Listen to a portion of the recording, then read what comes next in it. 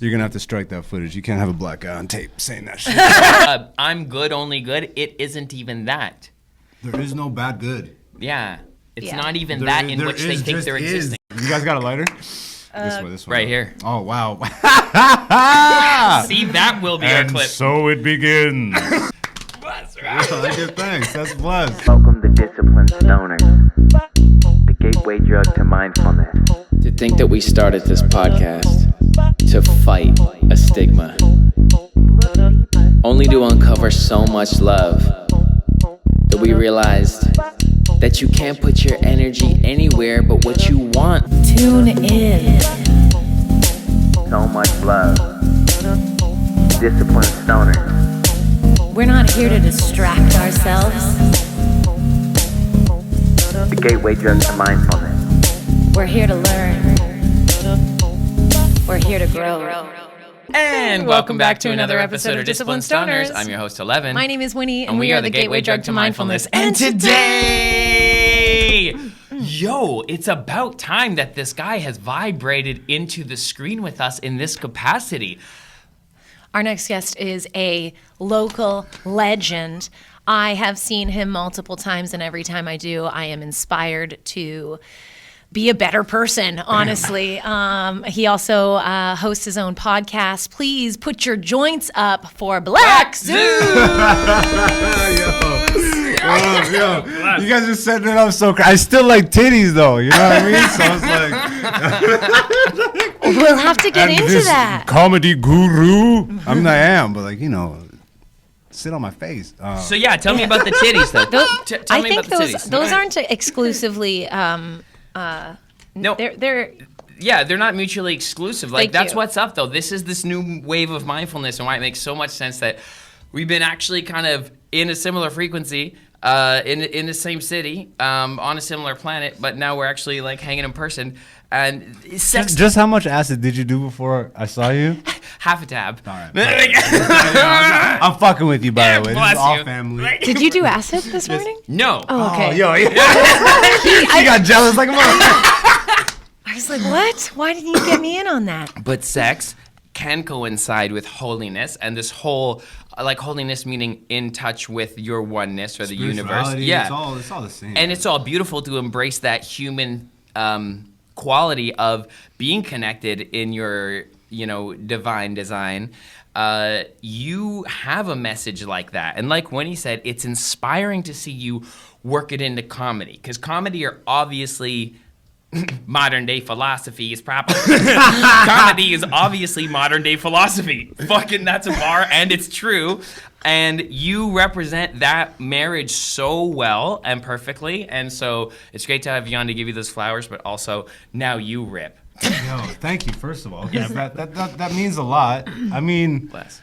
At the end of the day, I always remember comedy is comedy. And I've worked really hard to find just where that line is of preachiness and not cross it.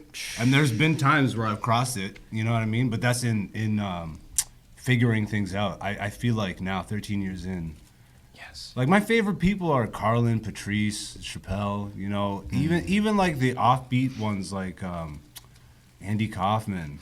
Dude. Thank you very much. Thank you very much. My wife, please take her. Hey, Shapiro! What's that? You sent us some cottage cheese? No, that's just your ass. What's your name? Bob. Bob? What? Bob up and down in the water? This is going to be the rest of the show. This is all we're doing now for the next 70 minutes. Fucking loser comedy nerd. And I'll admit, I started going down the path of jaded comedy nerd. Okay. A little bit. Yes. You do stand up in Canada, yeah. You wouldn't say that now. No. And I was never trying to do that. I went through we'll probably get to it, but recently, we all need an online persona. Mm-hmm. And I really started to hone in on how to bring the fullness of me out in my comedy, in my online persona, and cultivate an audience around that. Yes. But I think I took the wrong approach, especially if I look at the results in my immediate community. I tried to do this thing where the comedy villain, where the core idea behind it was I'm I've always been anti-establishment. I'm not really a corporate guy. I have some JFL accolades and shit, but at this point, like, I'm comfortable and I believe in myself enough to say, fuck Just for Laughs. Bro. Fuck all that, like, fuck all that structure fuck all nonsense. This weird little structure. Yo, I've played and tap danced too much and gotten so far away from who I am and tried to not just appease an industry, but like appease people. You know? Who just follow that industry, who don't have any taste themselves anyway, who are just looking for markers based on the mainstream media and their sheep formation of understanding the reality anyway. So you fucking stick to your heart, and that'll gravitate the own audience to you to champion you for that message because you believe in yourself. Yes, but there is that line, right? You need the accolades. So I can't, like, it... I was getting away from the actual idea I was trying to present. When I had more and more people approach me and be like, yo, what's up with this, like... Why are you so anti this and anti that? What, do you hate us? And like legit comics taking shit personally when I'm attacking like meme culture and all this stuff. And I literally see hilarious things like, and me, like I'm still, there's that bully in me. Yeah. I was bullied, but I was more of a bully growing up. But it was like, we were talking a bit before we started growing up. Look, you don't get to a zen place without going through absolute mud. Facts. You know what I mean? And I can't even say I know enough to know that I don't know more than I know. And so even though I'm in a good place, like things constantly are moving, and I think it's on me. I'm finally at a place now where I can keep that balance, where I know that like happiness only exists because sadness exists. And then I have all the life experiences now to draw from. And we were talking a bit before we started recording, but my motto for this year for myself has been to stop denying my own life experiences to myself. Like That's literally fuck what everybody tells you, bro, because they will have you believing that the things you experienced, you didn't. Yep. And that's fucking nuts. Ooh, You know? okay. This is like, sorry, I sound like a preachy No, ass black man, man now. so it sounds Wait, like... this is the Green Mile. Touch my hand, you'll get powers real quick. Thank you. Somebody grab my dick. You got a nigga in between two white people. Yo, if a Hollywood director is watching this right now, you know what I mean? You ever watch the show Fringe? Great show. My friend just made me watch it, and we got to the end, and then right at the end, bro, this black mammy character shows up, and she's like, by the way, have faith, and she teaches the white girl faith. I'm like, fuck. That's a beautiful thing. I'm getting so. That's a weird thing, my nigga. Anyways. No, but that's the role I play many times. I don't want to roll over that statement though. That statement of people have you believing that you didn't experience The things what that you experience. I think a lot of people will be able to kind of resonate with that. You know what it sounds like, bro? Yeah. And I think we connected a lot of ways. We're extremely, we are separate humans cognitively, but it seems as though perhaps we went through a similar journey of realization through the mud and that self-reflection that it takes of trying to conform and do the shiny thing, and then realizing that it always just has to be you and your comfort in order to lead anyway. So you've shifted, like I have shifted, from existing in perhaps a negative space of motivation to existing from love, because like all the things you're landing on sound like self-care, proper boundaries on who you want to be, like to actually operate from a place of sustainable love, whether it be a little spicy, whether it be a little human indulgent. I think it has to be spicy. Yeah. At a certain level, like I've now completely, I understand, yo. Like I'm still surrounded by, like, how do I even approach this? Let me just take you back 13 years. It's hard to for when I everyone started to comedy. believe. Like, well, no one can really. Yo, they're your experiences, and it's everybody tries to give advice and shit, you know. But I think you got to be really locked into who you are as a person. And yo, I hear what you're giving me. Some of it will apply, some of it won't, and then you just kind of got to figure out how to get through the awkwardness of that. You know what I mean? Because it is an awkward moment when someone's sitting there giving you advice, and you're like, just shut the fuck up, because you actually don't know me, and this doesn't apply at all, but I appreciate you. You're coming from a good place. You got to figure out how to, like, sit in that pocket. You know what, though? You have to understand that this person is living vicariously through even bringing themselves to where they could plug themselves into your simulation. They're going, what if I had the talent of Zeus? And, you know, like, allowing people to have that little glimpse at your greatness. That's how I've managed to process it when someone gives unsolicited advice. I'm like, oh, you're just dreaming what it would be like to be me. And like at the end of the day, like we just get to say like, oh wow, this is my big dick. Like I'm the Dirk Dickler of this story, and everyone just wants to sail this ship, so they dream there. But it can be very agitating when someone reaches in and thinks they know better. I feel you though on that. You know the character of Thoth, like the mythological character Tahuti, Thoth. Thoth, yeah. What's like another the name? god, the Enoch.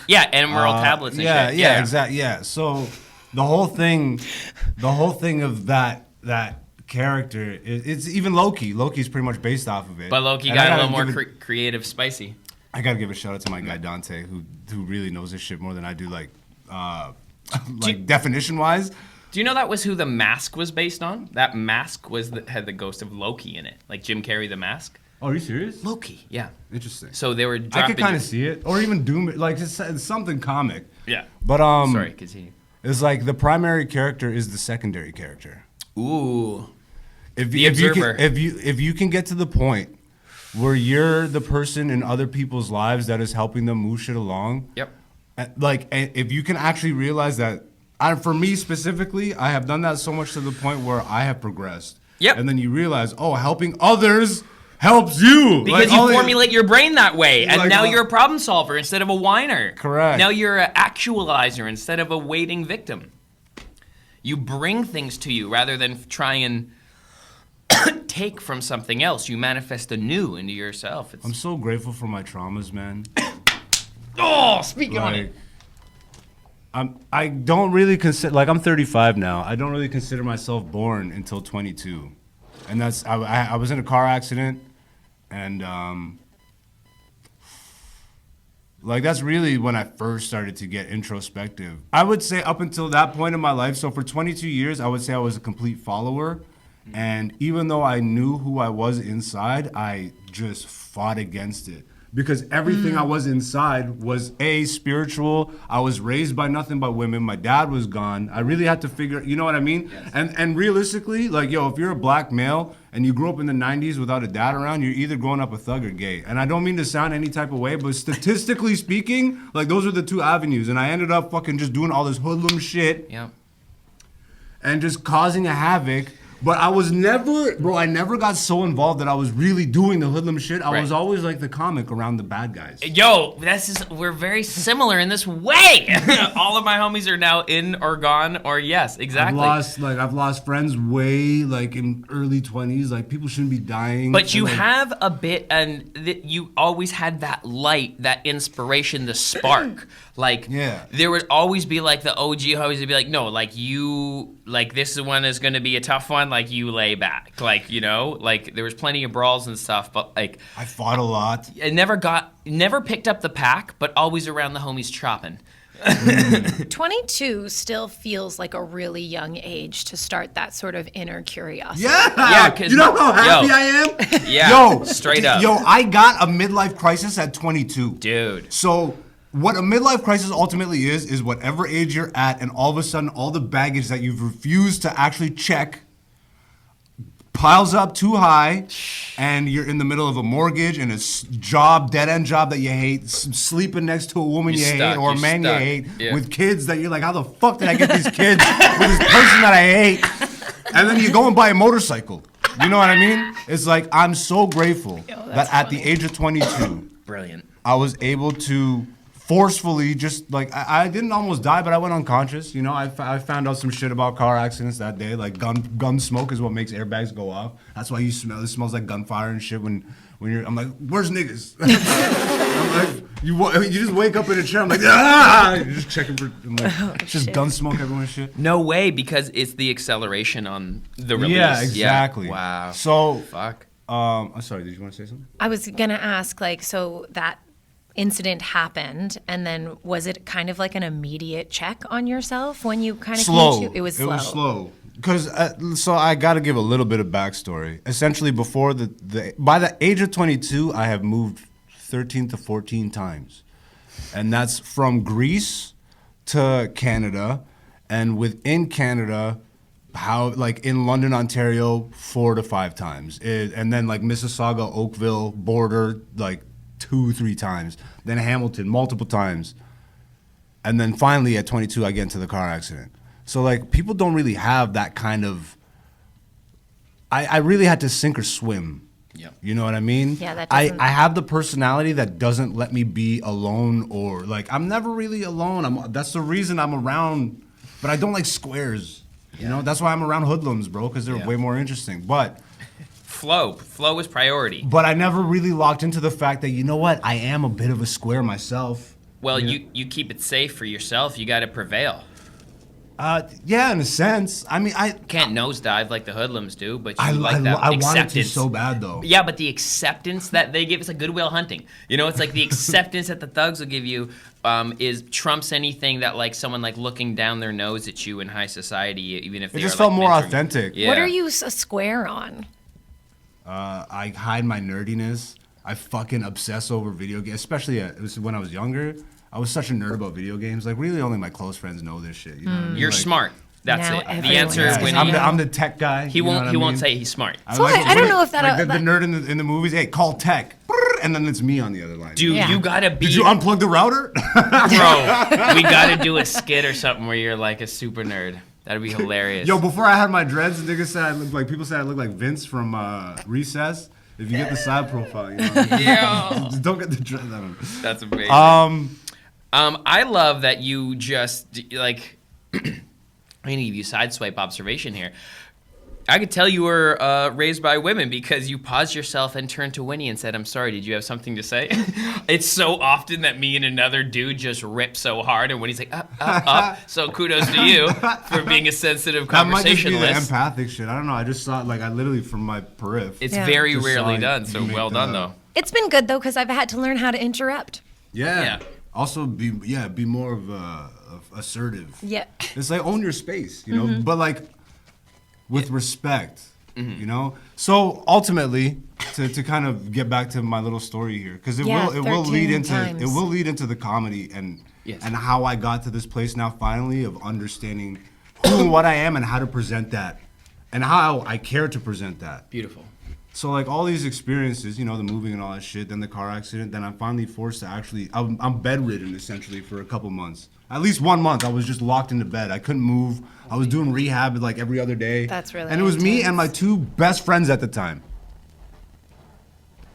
Like my closest friends. Thanks. Thanks. So we're all going to rehab together, but obviously as I'm laying in bed, I'm really starting to shit. contemplate life. For the first time, I think. Yeah. I'm really starting to actually put the bullshit aside. I'm not really high. I'm not really around people, so I'm not trying to like There's probably no phones. I at actually this get to time. listen to the internal voice that I've been like dodging. Yeah. It's like, yo. And then I start to actually really break down like why do people constantly take advantage of me? Why do they feel like they can? What like since a kid because I was so giving. Like my mom would always tell me is like every time like you come home to get a snack for yourself, you always brought like 30 kids, and you're always like, yo, take my stuff. Da, da, da. You're always just giving us shit, and then eventually the kids, you know, you learn that Yeah. psychologically. It's like, yo, what's up, nigga? It's snack time. You know, but like I'm naive as a kid, don't have the dad around to kind of instill that side of shit in me. My mom's working her fucking ass off, not really being able to pay attention to those, and she's an immigrant. You know what I mean? So she's learning the country as I'm learning the country, but I'm the kid. She's already locked into being an adult, Yeah. and now I have to pay rent and da da da da. So she's really learning. My mom didn't learn about drugs until I was in high school, and then she asked a coworker. She just heard a coworker mention, she's like, "Oh, your kid's in high school now. He's gonna start doing drugs." My mom's like, "Drugs?" And she literally told me the story. She just listed out. And she said she pulled him aside. She's like, "Tell me every drug." And she just wrote drugs. I can just picture my mom. Drugs, cocaine, meth. Oh. Like that's how she learned about drugs, bro. Did So- she approach you with that list? Fuck no. Like I only learned about that till I was like later on. But like after doing all the fucking mischief bullshit, I put that woman through torture. But in reality, like bro, that was our story together. Yes. Like we both look at it and just laugh and cry, and it's just the most beautiful shit. That's amazing. I can never have imagined the being. Fuck the man.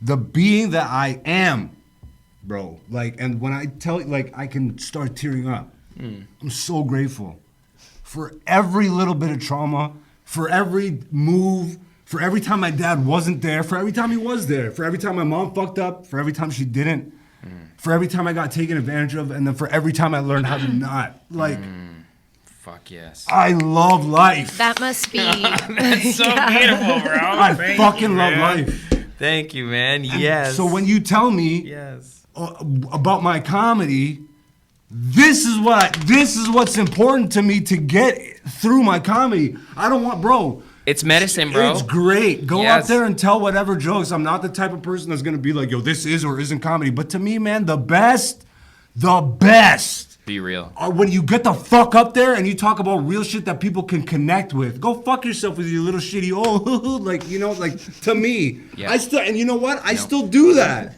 Hit him deep. So even though I you know, like, it's even Yeah. though I say that at my core, that's how I feel.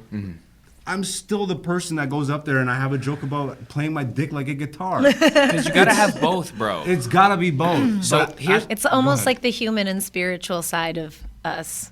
no, it's beautiful. You're in the boat, you exactly. see me like tearing up about this Yeah. shit? So I'm right there with you, and I was love you. recently. My homie Humble said as well, because I was on acid at Nuit Blanche, and there was an open mic, and I was like, when he went to the bathroom, and I just seen the open mic, and I went up. I'm like, anyone can get on this mic right now, and then No, I have to stop you. I did not go to the bathroom. I got a churro and turned around and you were gone. I was on acid. And then I lost you until you so went good. onto this mic. And then I was like, I realized when I was on acid, I'm like, what is it worth unless you use it? And then I told Humble, right, because I did that and I left, I met them, and he's like, make it matter. I was like, what? And he's like, yeah, make it matter. And I just on acid meditated about it. It's like, why develop the comedy, the shiny thing? Why be able to tell? Why be able to rhyme everything? Why be able to do the neat delivery unless you brought it home to a message? Unless you use that moment as medicine for everyone. Bare your own heart to align with everybody's pain, and then use your gift of magic alchemy of comedy to alleviate that pain. Make it fucking matter. Like, that's so great that we have a shiny thing. Comedy's healing no matter what. But to your point, that's where that God space exists. A message and, like, a fucking killer act. And that's sometimes a dick joke or the shiny thing or the double time rhyme or the thing that makes people respect you as a performer, the commitment to the character. Yeah. What's behind it? Like, we're talking about Eyes Wide Shut and shit. You know what's But interesting? respect, bro. Congratulations on being a fucking light worker. Oh, I appreciate that, man. But you know what?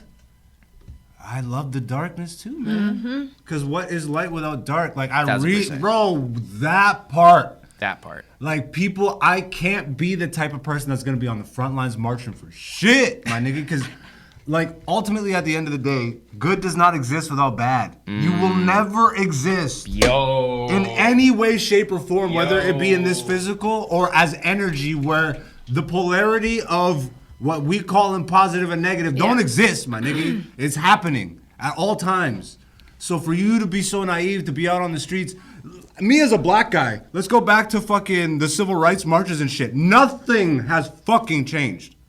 And they're still saying the same message. If anything, it's gotten kind of more pussified, because at least back then, they were fucking starting shit.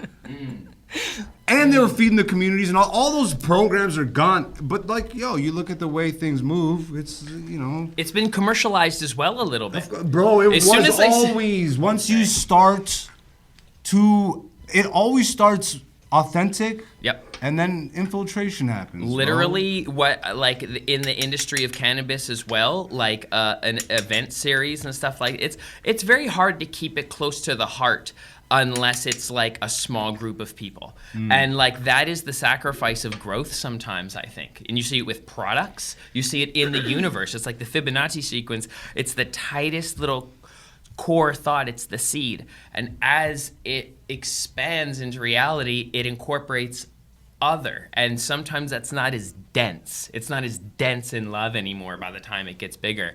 And when banks start leveraging it because the current political sway to the lefts is this, it's like, oh, you're now being leveraged and utilized in a system that has oppressed you, and you're celebrating for it? Yeah. Incredible. But CIBC loves trends, so shout out. So what Go I'm bank hearing, with CIBC. What I'm hearing from you is that you've found, and correct me if I'm wrong, you found a sense of emotional stability where because what you've learned at this point, for me, like I get offended. I do take things personally, and I'm aware of it, and that becomes like an introspective thing where I can kind of now start to work it out for myself. But when I want to be pissed off, it's like I want to be pissed off right now. Like I don't want to be that like higher self that's like, hey, maybe you don't know the whole story, and your emotions could be like pretty invalid in terms of like your reaction to this right now. I just don't want like That's ego. I agree. That's like attachment. Remember we were talking Yes. earlier about like that like I fully understand in every shape and form the principle of detachment now, like, and I think that has been such a thing, but it's all practice. You know, like it's weird because how the fuck do you detach from your loved ones and family and all that stuff? How do you detach from someone attacking you personally, physically, verbally, whatever, right in front of you? How do you detach, like... And let's take it even further, like, and take someone you love, like a family member, and in the moment, let's say me and my mom, something happens where I feel triggered, right? And I'm like, in the moment, I'm like, I'm not gonna respond or react emotionally in this moment with my family member.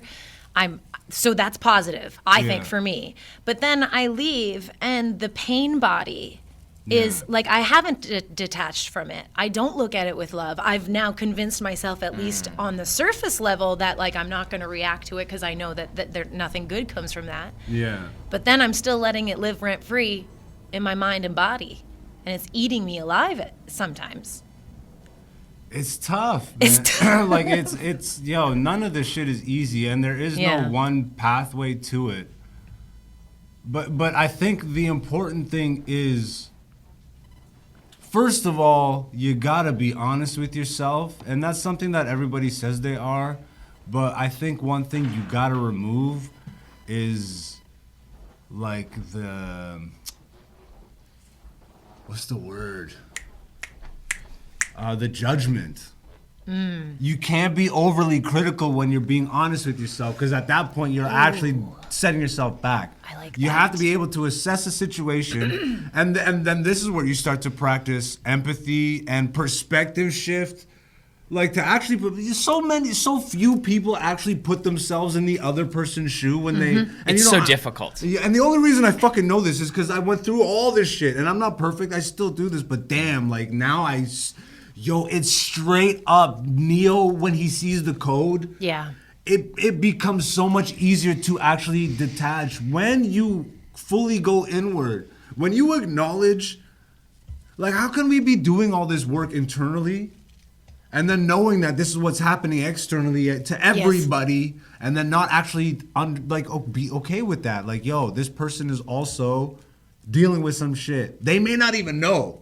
You know, we're all on different paths, and we're all at different points on that path, and we all have different understandings of things. But like, This is so beautiful. In the isn't core that of the what we're fucking? saying. It's so hard to. These things are all hard to do. Here's the thing, though. Critical thinking atrophy has happened as society has blindly complied.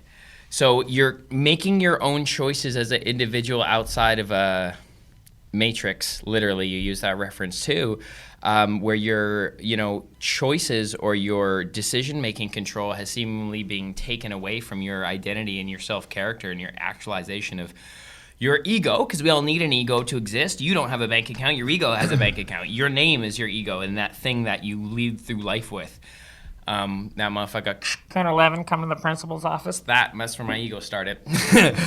But, yeah, originally where I was heading with that was Yo, honestly, you're getting to the core of my issue with Critical thinking. So people have atrophy of how to make decisions and observe things from a higher level, because what you're saying, it's like when Neo sees the Matrix there, it's like, of course this animal is going to react like that, so I'm the same animal, so I can react like that, and you have to get above it as an observer, and your average human just has atrophy from meaning the weakening of a muscle or a skill because of the lack of usage of it, because they're not allowed to exist with critical thinking, I think, in the modern society. And that awkward moment that you talked about earlier, where you look at yourself in your ick.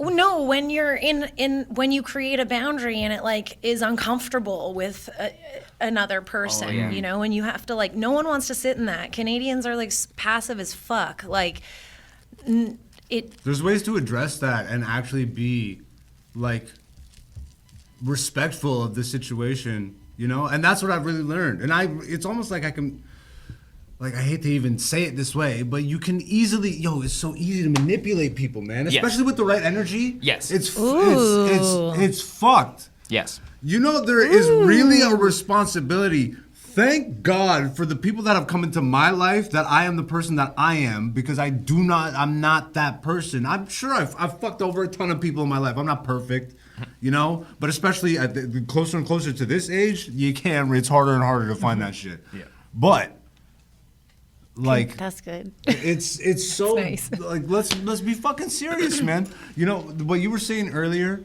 really speaks to the core of why I've been so vocal, and a lot of people have misinterpreted my fuck social media and all this shit, because I am proud and happy for all of my friends and even not my friends. If you found an avenue or a lane for yourself, and you are making a go and you're building an audience and it's fucking, and you're selling tickets and all that shit, fucking A. Yes! You know what I'm saying? Yes. When I'm out here and being fuck social media, fuck memes, fuck all this shit, like, people that take it personally, it speaks more to them than it does to anything I'm saying, because I'm speaking from the heart about my experiences. Why the fuck do my experiences in life affect you in any type of way? But let's be serious. And this is specifically... like, for me locally, man, like, I don't know, again, what experiences people have, but for me in comedy, to go back 13 years, I started in Hamilton, Ontario, okay? And love and respect to all the people that have, like, especially the great people that have come across my path and helped me get to where I am, because everybody's a part of the journey. But when I first started, like, as a person, I started at 22, so let's bring it back to that car accident. I'm just now starting to look in the mirror and let the tears just flow and deal with, that's exactly what happened. Yeah. Why do I have all these anger issues? Why am I fighting? Why am I constantly fucking why am my family constantly saying that you need therapy and shit? Okay, my dad wasn't around. You just start actually listing this shit out. Inventory. And then going through it and then checking the baggage. That's what I'm saying. I won't ever have a midlife crisis, because at 22, I looked in the mirror and checked everything that I have accumulated up until 22. And in that process, I developed a system to not only just address and deal with baggage, but to see it as it's developing. To actually see the trauma as it's happening. Self-awareness is the awakening. It's huge. Yes. And, I guess the word is empathic, and I've always been that, but to actually be in tune with it and to start to work with it and understand it, this is why more and more, You are the energy that is God, that is you, that is manifest, Well, what are all these teachings, my nigga? Yeah. People are out here waiting for Jesus to come back when the nigga literally was out in churches flipping tables being like, fuck this shit. Be me, bitch. Go inside. Be me. Krishna, Jesus, Buddha. Praise Krishna, bro. Whoever, you are that. Krishna is just the universe around you. Wait, dog. Wait, though, because you might also be Shaitan, bro. Right. You might also be the devil. You might also be Set. You might also... It's nature, nigga. Nature. What is your nature? You gotta understand that, and this is where the whole yin and yang shit is. Why are you out here marching if you understand that evil exists in all ways, shapes, and forms at all times? But it's inside of you right now, also, as you're marching, because you're leveraging. It's the little bit of darkness and the light in the yin and yang. Oh, your fight right now, but great. So you're embracing that. What is your nature is the overall. Yeah. So let's look at that yin and yang. It's like a your type of overall tree. Arcing nature is either the black or the white, the dark or the light. But in each, there is the bit of both. And it's the understanding and respect of that helps you lock into yours and then kind of flow in and out of both. They can only exist with each other. But people are out here The balance being of like, both. Do you only be good. I'm like, Yeah. shut the fuck up. Yeah, word. That's so true. No, that's That's a sick rip, bro. Fuck yeah. only be good. like it's fucked. Here's the thing. How do people find purpose then without these monikers of symbols that they live by? But is that also divine? Like, is only be good also divine? Is that giving Hell us no. No, some- he's just calling them out. It's not that. I'm good, only good. It isn't even that. There is no bad good. Yeah. It's Yeah. not even There- that in there which they is, think just they're existing. is. It's like the spider that's killing its prey. The spider's like, ooh, me good. I'm making dinner. The prey's like, motherfucker. Like, And so do you think that you've practiced this enough now that you're secure in like moving forward in emotional stability? I think that's what I wanted to get to. I think before. I have lived it enough. I have enough life experiences, and like I said, my motto for this year is I'm done denying my life experiences to myself. I have lived a life that many would look at in a book form and be like, this is a fucking novel. Yeah. You know? And this, what's all this supernatural shit? Nigga, what is this, the Black Harry Potter? But all that moving has just put me in front of so many people that, what is it, the 13 masks? Like, I literally, we were talking about this before, but like, I literally see, there's only so many personality types out there, bro. Yeah. There really is Yo. only so many personality types out there. And what's even more fucking crazy Let's go. is it gets to genetics. Let's go. You can look at a person. Oh you my can God. look at There's a only person. and I believe there's 5 alien races, and they're all semi-descendants of crossover. I mean, that's going crazy conspiracy theory. But you realize that I'm not that original. That person isn't that original. We're all just a mix of types of trees. And Like, how come everybody that acts a certain way looks a certain way? That's so weird. It aligns like a frequency. It's If you look at the weird. cannabis It's plant, weird. you see the vibration that the leaves have coming off a cannabis plant, and it's like that is a vibrational motherfucker. That is like a energetic being, you know? And then there's some plants that just like look chill, like weeping willow, and that would be like a tall guy with a deep voice. Like there are personality traits across the universe in many forms, and you're right, they're not that original, and there's only a limited amount of those kind of templates. So what does this look like on a global scale? What does like this China, detachment? Because if Africa, we're saying, but if we're saying Argentina. though that this all exists and polarity is always going to exist, so as long as there's peace, there will be war. Like, is that? Is Go that read the Kabbalion. Yeah, the cabal, right? No, the Kabbalion. What is Kabbalion? I don't know. By the 3 initiates. It's essentially, it's like Tahuti. It goes to Hermes, but Hermes Okay. is Tahuti. It's the Greek dude that went to Egypt and essentially took the shit. It's the 7 governing principles of existence, and if you really like look at it, bro, Hermetic? essentially, Okay. yeah, I know the the Hermetic Hermetic laws. principles. Yeah. But I mean, I'm Ethiopian, bro. So, So what is above is below.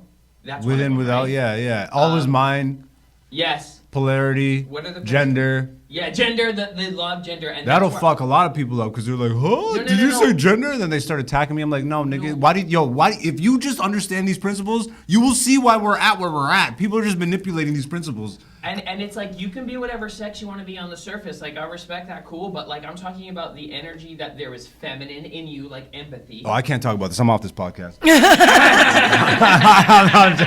Yeah, you're gonna get a bunch of females in my DM. Listen, nigga. You I say- think No, that I'm joking. if you just sort of correlate it to yin and yang, because a lot of people wouldn't, masculine and feminine to me is another version Exactly, of it's a yin and polarity. yang or whatever that. Yeah, so it depends on how people feel You about white words. ladied the fuck out of that one. That's- yin and yang. I'm Yang. sorry, Yeah. I had to get you on that one. Yin and yang. I love you. I apologize. Don't ever apologize. This is That's, this is me growing up around women. I'm so sorry. don't be. It's like I want to be a But fucking man. That I'm so sorry. that brings up a good point of how like words kind of we're always going to have miscommunication because people attach feelings to words. Again, Language it comes to is- attachment, bro. Like what the fuck? Yeah. You gotta really remove yourself from people. You like and stop trying to put who you are as a person. And we do this inherently. I mean, I do this, and I'm really working on this still. But it's like tend to look at people and think that they think like you subconsciously. Yeah. It's not like you're sitting there being like, yo, you think like me. But you think like you, so you naturally think, oh, everybody should see what you see because you see it. Yep. It's a natural thing, but you got to get the fuck over that. Yeah. And that'll really help you.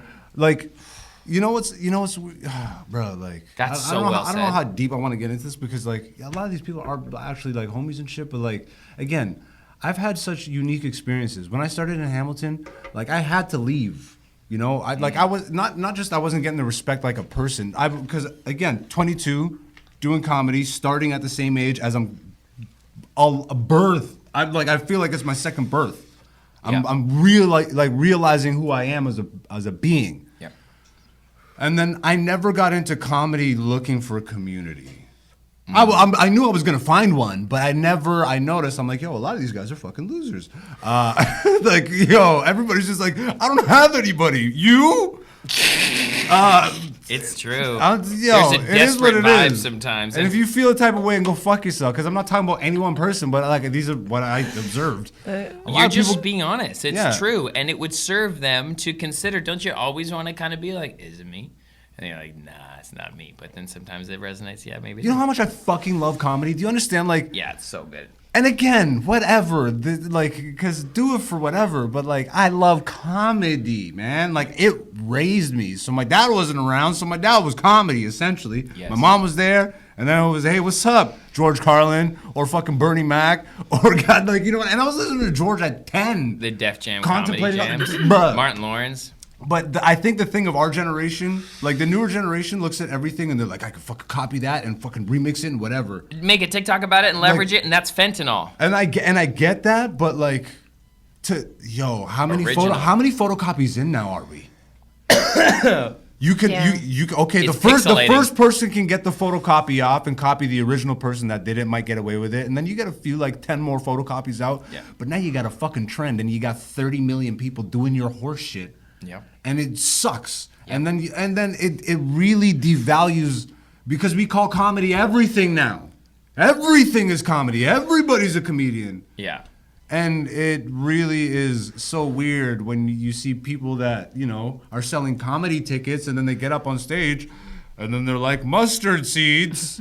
I'm like, fuck. Because they can build audiences online to different formats. But their audience likes it because it's their audience that they built up They on know. shit. But now, and you know, and But that's they great. They should And do they multimedia shows, But not that try is and do great. stand-up comedy. I think that is great. They should be able to get that off. For sure. And make their but I like agree. when you're now is devaluing everything. Well- Art literally was dead before I ever got in. I completely understand that Remember that statement. density thing I Yeah. was saying, right? Right? Like those seeds, and that's it. It will water down over time everything. So then it's like, here comes the opportunity for originality, because most amazing, engineering breakthroughs, like Uber was created in a lull.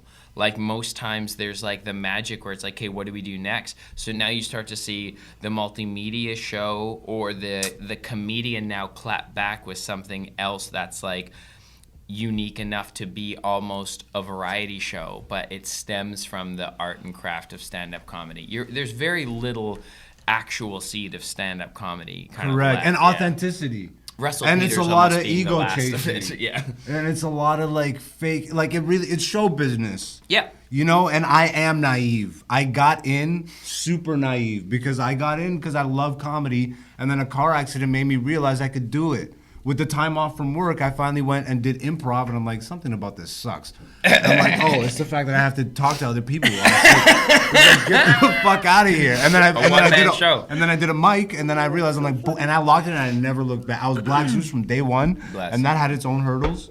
But What do you mean? That's fucking cool, having a stage though. name from day one, I was Yeah. again, it's naiveness, because hey, love and respect, Bro, Shout this out to is- Neil for making that art. This is beautiful. beautiful. Thank we you, love bro. this. Yeah, there's a lot of hidden symbolism vibrant. in Tell all the us shit about that I this do. expression. Okay, so essentially the border is Ethiopia. All right, so that's the origin. The eye, I'm pretty sure, is of an eagle, the mouth of a lion, and the eye of actually no, it's the reverse. It's the eye of a lion and the tears for all black mothers, and then the mouth of an eagle, and then obviously the split. Yeah. But there's a lot more hidden shit, like I really should write it down at some I point. love it. Yeah. I'm a symbolic type dude, you know what I mean? This is beautiful. What's up, Rob? Just wanted to share Our that. executive producer. We just got came some through. art. We got some art for the gallery, Rob. Yeah, my contributions to the studio, man. Black Zeus. I like to leave art behind everywhere I go. That's beautiful. It's like, Art is inspiring, and it keeps the wheels turning. yeah. It reminds us. I don't know what that means exactly, but yeah. If you just have a blank wall, which is cool too, like Rick Rubin's studio, all blank white everywhere, that's cool. It leaves it for open thought and observation. But I have a lot of art on our studio walls at home because it keeps the wheels turning, meaning like Oh, I we see have what like you're a saying. Takashi, so I'm like, wow, this guy creates something that's in so many people's homes. I'm looking at that picture of like the galaxy or space Yeah, it just or whatever, and turns like your it's like I'm wheels. take my mind everywhere. And then you think, I also as an asset creator, I'm like, look at the composition of this framing, like how the big sun comes underneath, or is that a sun, or what story is it telling, and could it be retold? Like, can I make fentanyl out of this art? That's so funny. Yeah, but no, it's this is beautiful. It does. It keeps the imagination flowing. Visual art can be impactful. I want to go back to the moments before where you are now, where you said you were maybe like being negative or going about your comedy. Unaware. Oh, the persona. Yeah. Okay, yeah. So the comedy villain phase. I mean, so okay, so it essentially was what all that backstory was leading towards. So obviously, I'll just pick up from there. This is like a story. This is that's what just happens. Stoners, 100%. I just gotta remember. Let me file through. I'm like, okay, I'm here. So I started comedy, but I'm also learning myself. And I'm now recognizing, I'm like, okay, a lot of these people don't really have a community. I already had a beautiful friend group, and I had already started to do the weeding out before I started comedy. So I had cut everybody out. I started from scratch. Bro, I will never forget crying, like bawling my eyes out.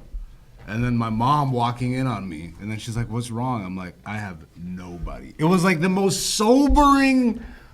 It was beautiful, bro. Like, I'm telling you, it was the most sobering realization of you're here alone, nigga. And then my mom hugging me, trying to console me. I can't forget this. And then looking up at her and then being like, I don't even have you.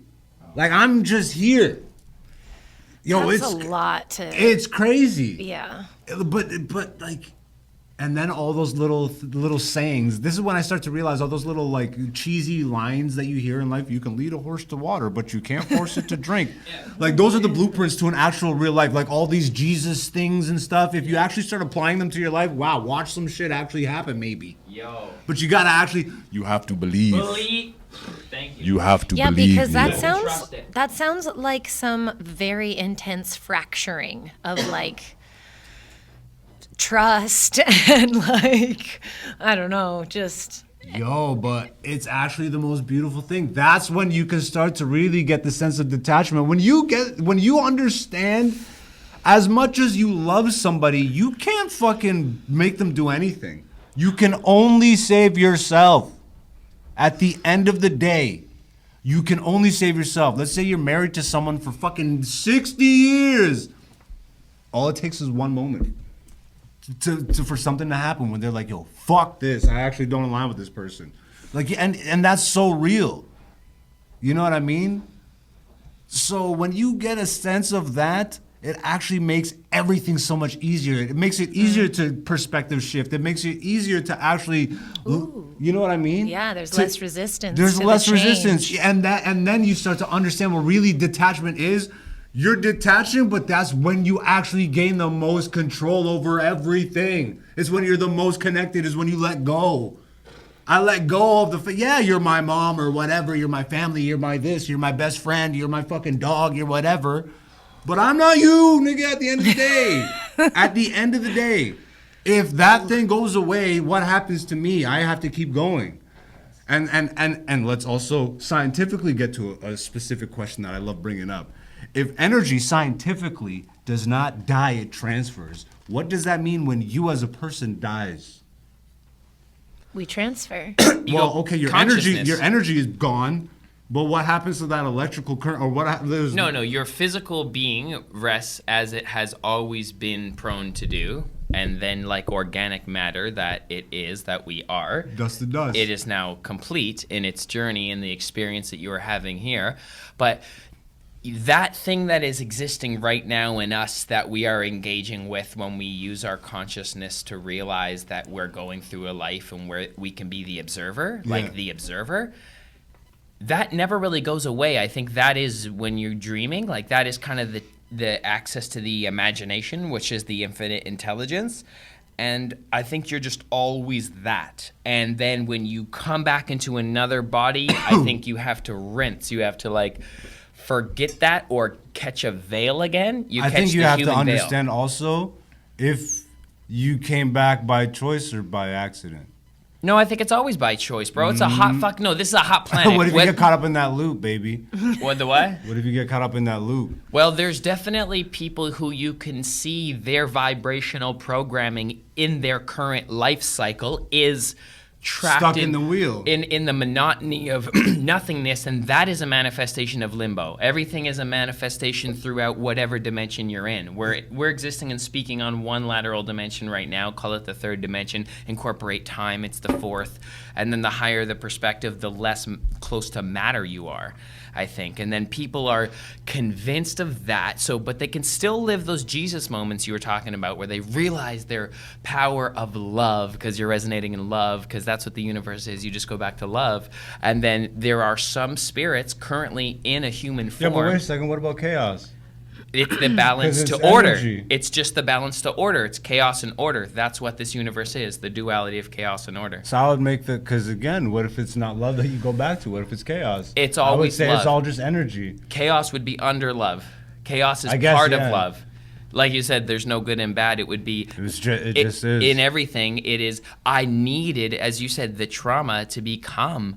I wouldn't have started doing the skill that is now my job unless I felt the hurt from earlier things. Let me ask you this: is there still highs and lows when you live this life of like down the center? Like, is there passion and is there extreme, like, these deep emotions that we have access to feeling as human beings? Does that diminish?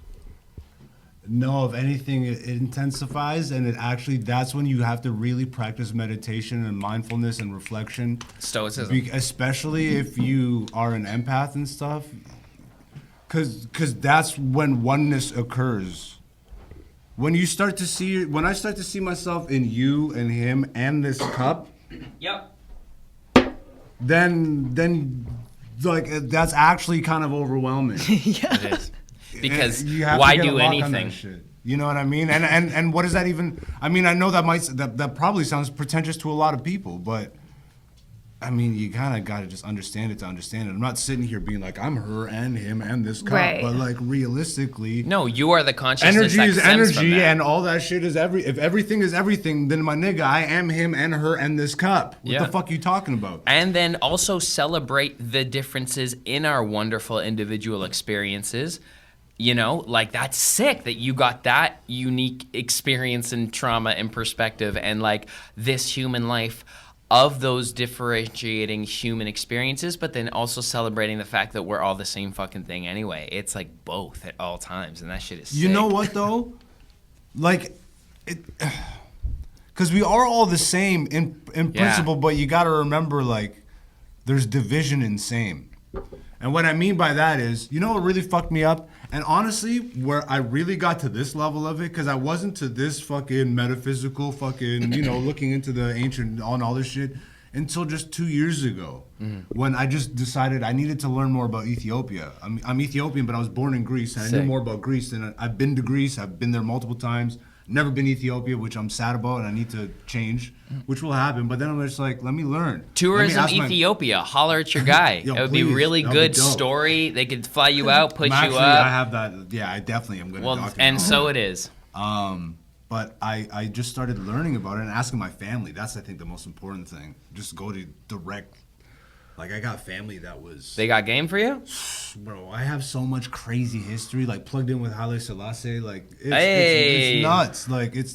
Alborosi sings about him. And then just understanding the depth of, like, okay, Ethiopia housed Islam, Judaism, which was actually, you know, the Hebrew Israelites of the Bible type-ish, and Christianity.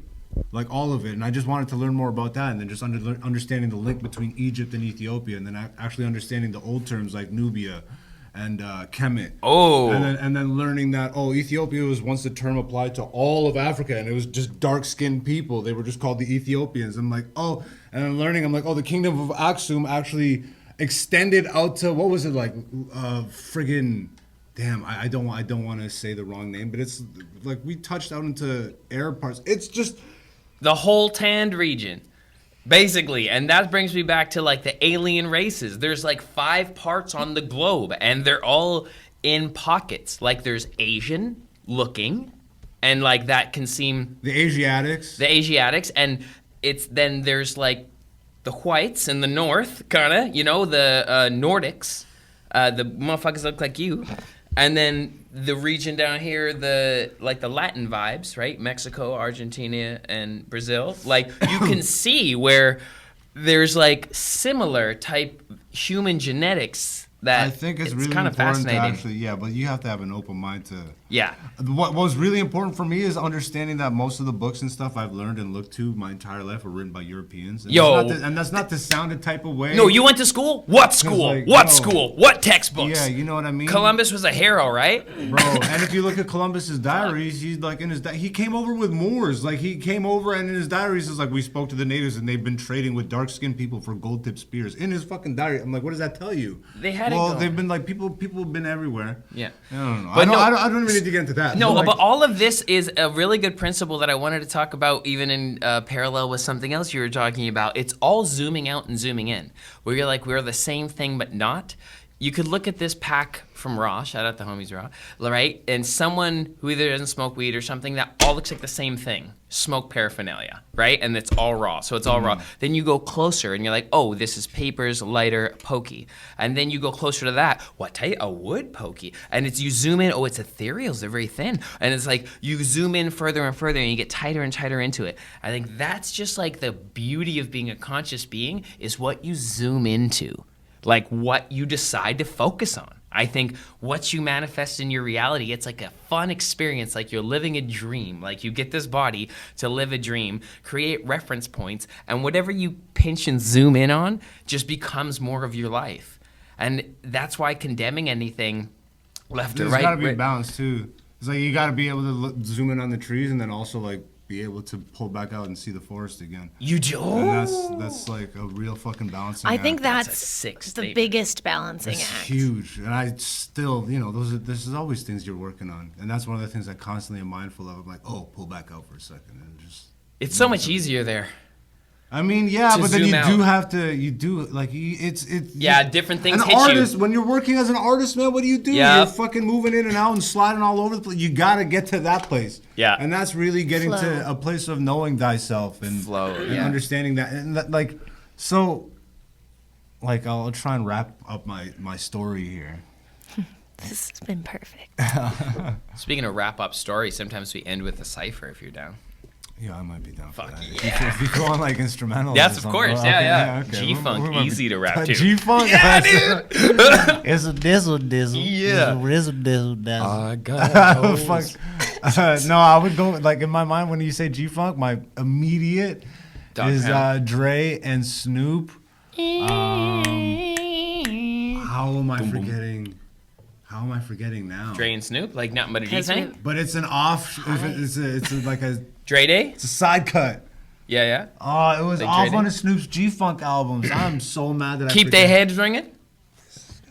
No, it's a G-funk one. It's okay. Yeah, that's gonna bother me. We'll get there though. We'll get there. Yeah, my phone's charging. It'll over there. come to you It in the will. freestyle. That's Yes. so funny. But yeah, when I started comedy and I was really figuring my shit out, I was able to actually have that perspective, but I wasn't living it yet. I was still very much developing as a person, as a being. Like I was really going through my shit. Yeah. And, you know, show business is show business, and it's full of, like, I swear to you, I know maybe of the 100% people that I've met, and this is not a knock, I've met maybe 5% authentic people. And, like, authentic to the core. Like, you know what I mean? That It like, takes a lot. It takes a lot.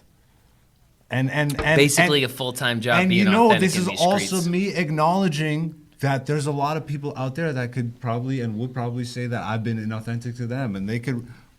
I'm sure there's a percentage of them that could righteously say that, but for the most part, I keep to myself. And it's funny watching people form opinions of you. It was really interesting. So one thing was Black Zeus. You mentioned earlier, like, why I would say that had its own hurdles, picking Black Zeus from day one. I had reasons for it. I was embracing my heritage, and I loved the old vaudeville. I was like embracing that stage names. Sick. I'm Ethiopian, and I was born in Greece, and it resonates much more than Mike. Yeah. Thank you. You know what I mean? So Facts. like it was a He was marketing calling play. me before this podcast, and I didn't pick it up because it didn't say Black Zeus. Like I thought it was going to be But Black it's funny how many Zeus. people think my name is Black Zeus. So it's like, oh, and then they have the realization his first name would be Black. And shout out to Dan Gyrie, who actually has the balls to do it. This you is know, my and friend he does it Black. comfortably. Yeah. Hey, Mr. Black. I love that. Delivery for black?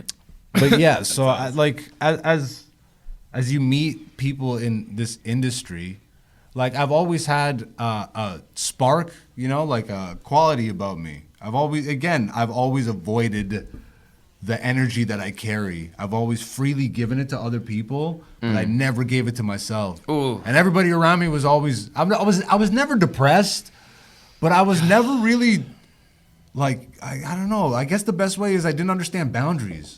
Everybody would leech off my energy, and then I would go home drained. And then I would just have to like play video games or whatever the fuck. Like I could imagine the creativity I could have unleashed if I had actually taken some time to be like, I'm not chilling with anybody today. I'm just gonna go sit by a fucking creek and smoke a joint and actually just be creative.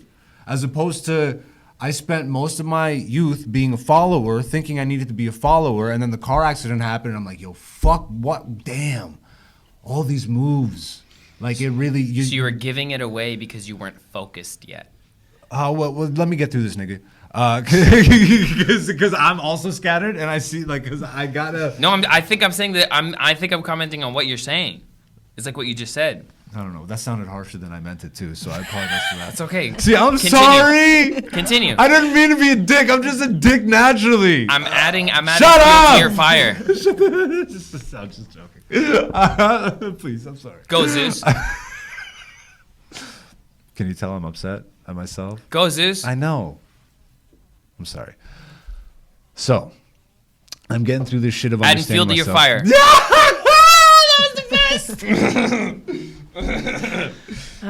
These are the awkward moments that I need to learn to sit through, That was the be best. comfortable with. Oh, did I add some awkwardness? Oh no. Okay. Just- I didn't make things weird, did it? Oh, I don't think so. Okay. Oh, this nigga threw on the music right now. Oh, we're getting sexy. You're Yo, we're you're getting Oscared off we're right getting- now, we're but getting- Come on, Zeus. Come on, Zeus. Oh, I don't get to finish. Wait. Did I make you upset? Tell your story, do it in rhythm. Why did I make you upset? Let me know, my nigga, you my bro, when I'm just sitting here trying to chill with you and smoke a joint. But what did I say, my nigga? What did I say? Let me know today. Like, hey, I'm rapping like an old school rapper right now, and I'll rap about a cup and a shoe somehow. And let me look you in the motherfucking eye. Let me tell you somehow, some why. Let me tell you, my nigga, you my homie. Let me tell you somehow, you my crony. I don't know what's going on, but right now, you my nigga, and we singing the song. Everybody, you know what's going on. I'm gonna- I think I made shit awkward somehow, but Yo. I'm gonna save it and do it right now. Come on, nothing awkward to me. Gotta be all the honesty. Usually when he just sees everything in between the lines, yo, the energy is good and it's always been fine. That's my guy, yo. He's asking for the stage. Shut the fuck up, white boy. I got something to say. Yo, what we talk about Ethiopia and how we going deeper than we ever known before, knew ourselves, so we gotta know about the moves we make.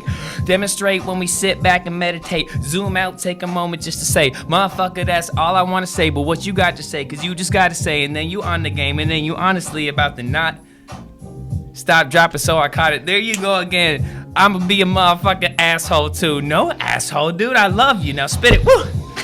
Okay, I think I gotta remember the song I was trying to get back to that time. The one with Snoop Dogg and Dr. Dre on that rhyme. And they sounded somehow this type of way. And everybody was like this back in the day. And hip hop was like, we live on the block. My nigga was going on and wearing some socks. And we be walking down the street and I don't give a fuck. I be smoking on the joint and I be driving a truck. That doesn't even make sense. Driving a truck.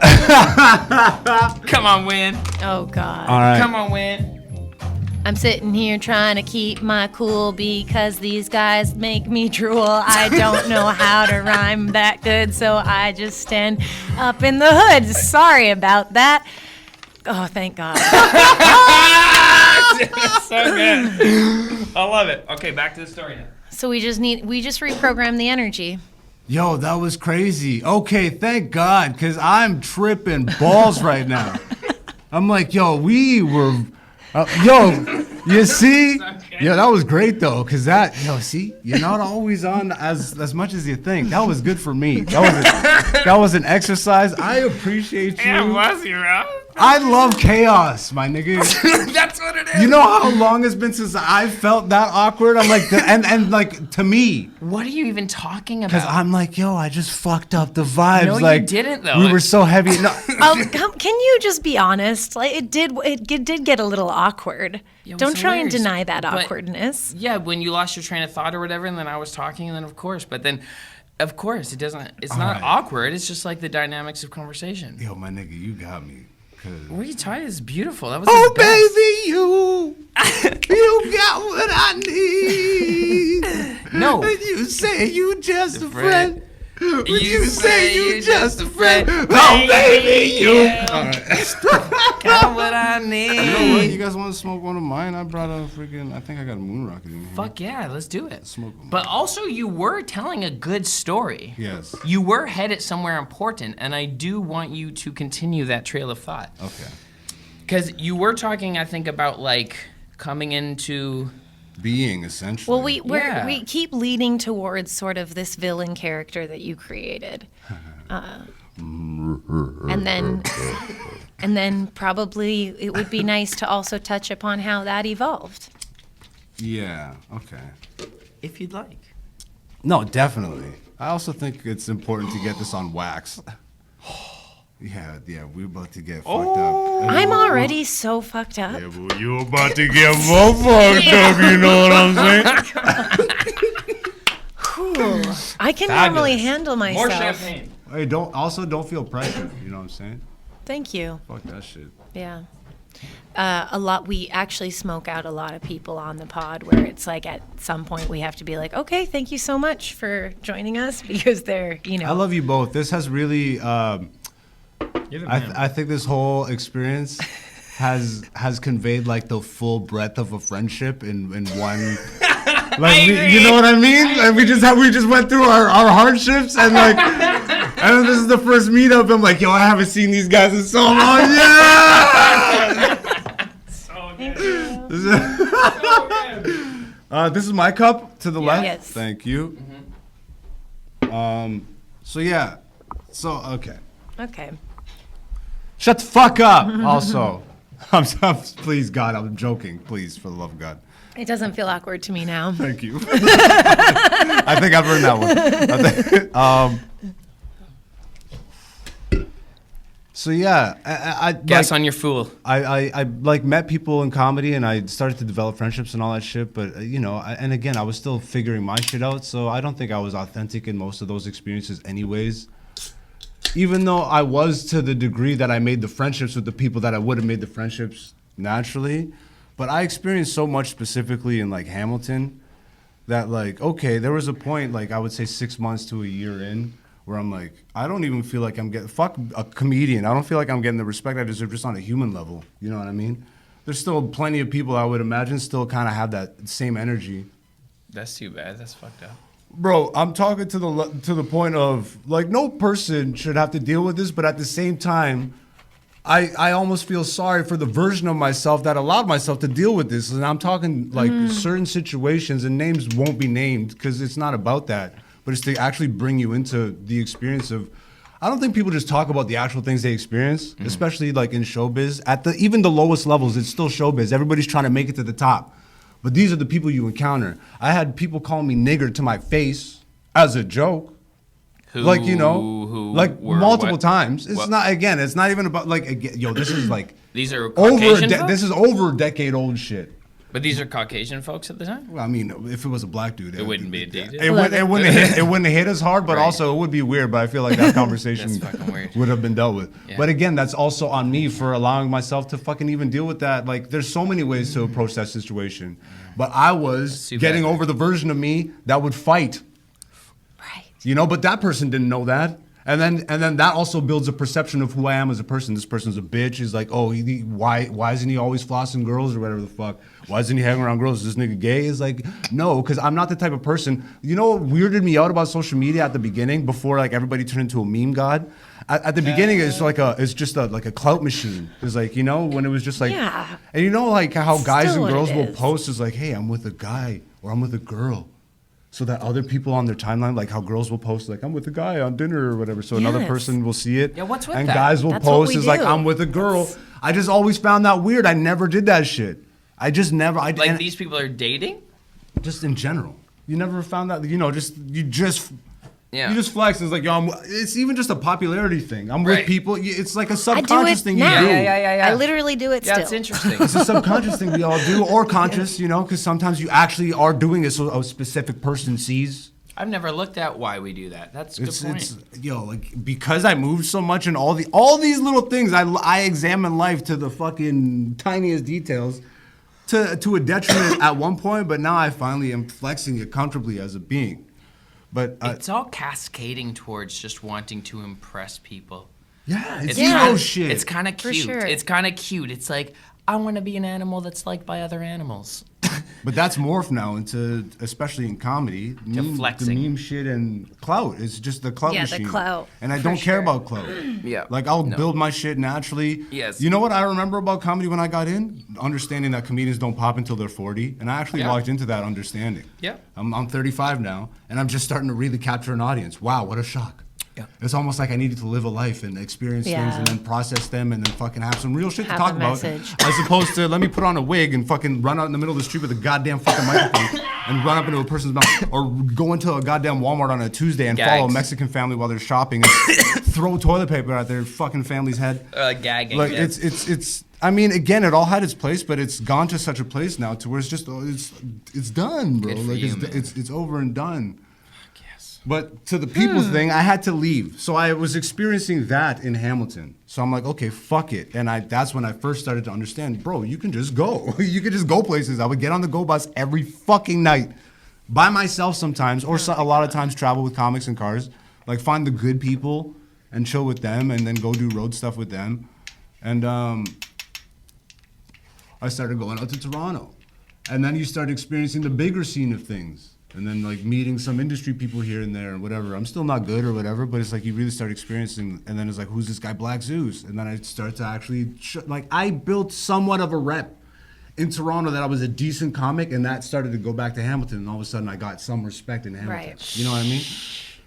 But then it's like, there's so much cliquiness and weird, just fucking, you hear about the industry. It's all not, Aren't you- it's not what you know, it's who you know type shit.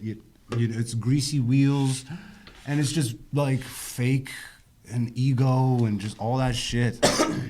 And it's like, I don't know, man. It's like, again, I take responsibility for my actions and shit. I know I've wronged people and stuff, I'm sure.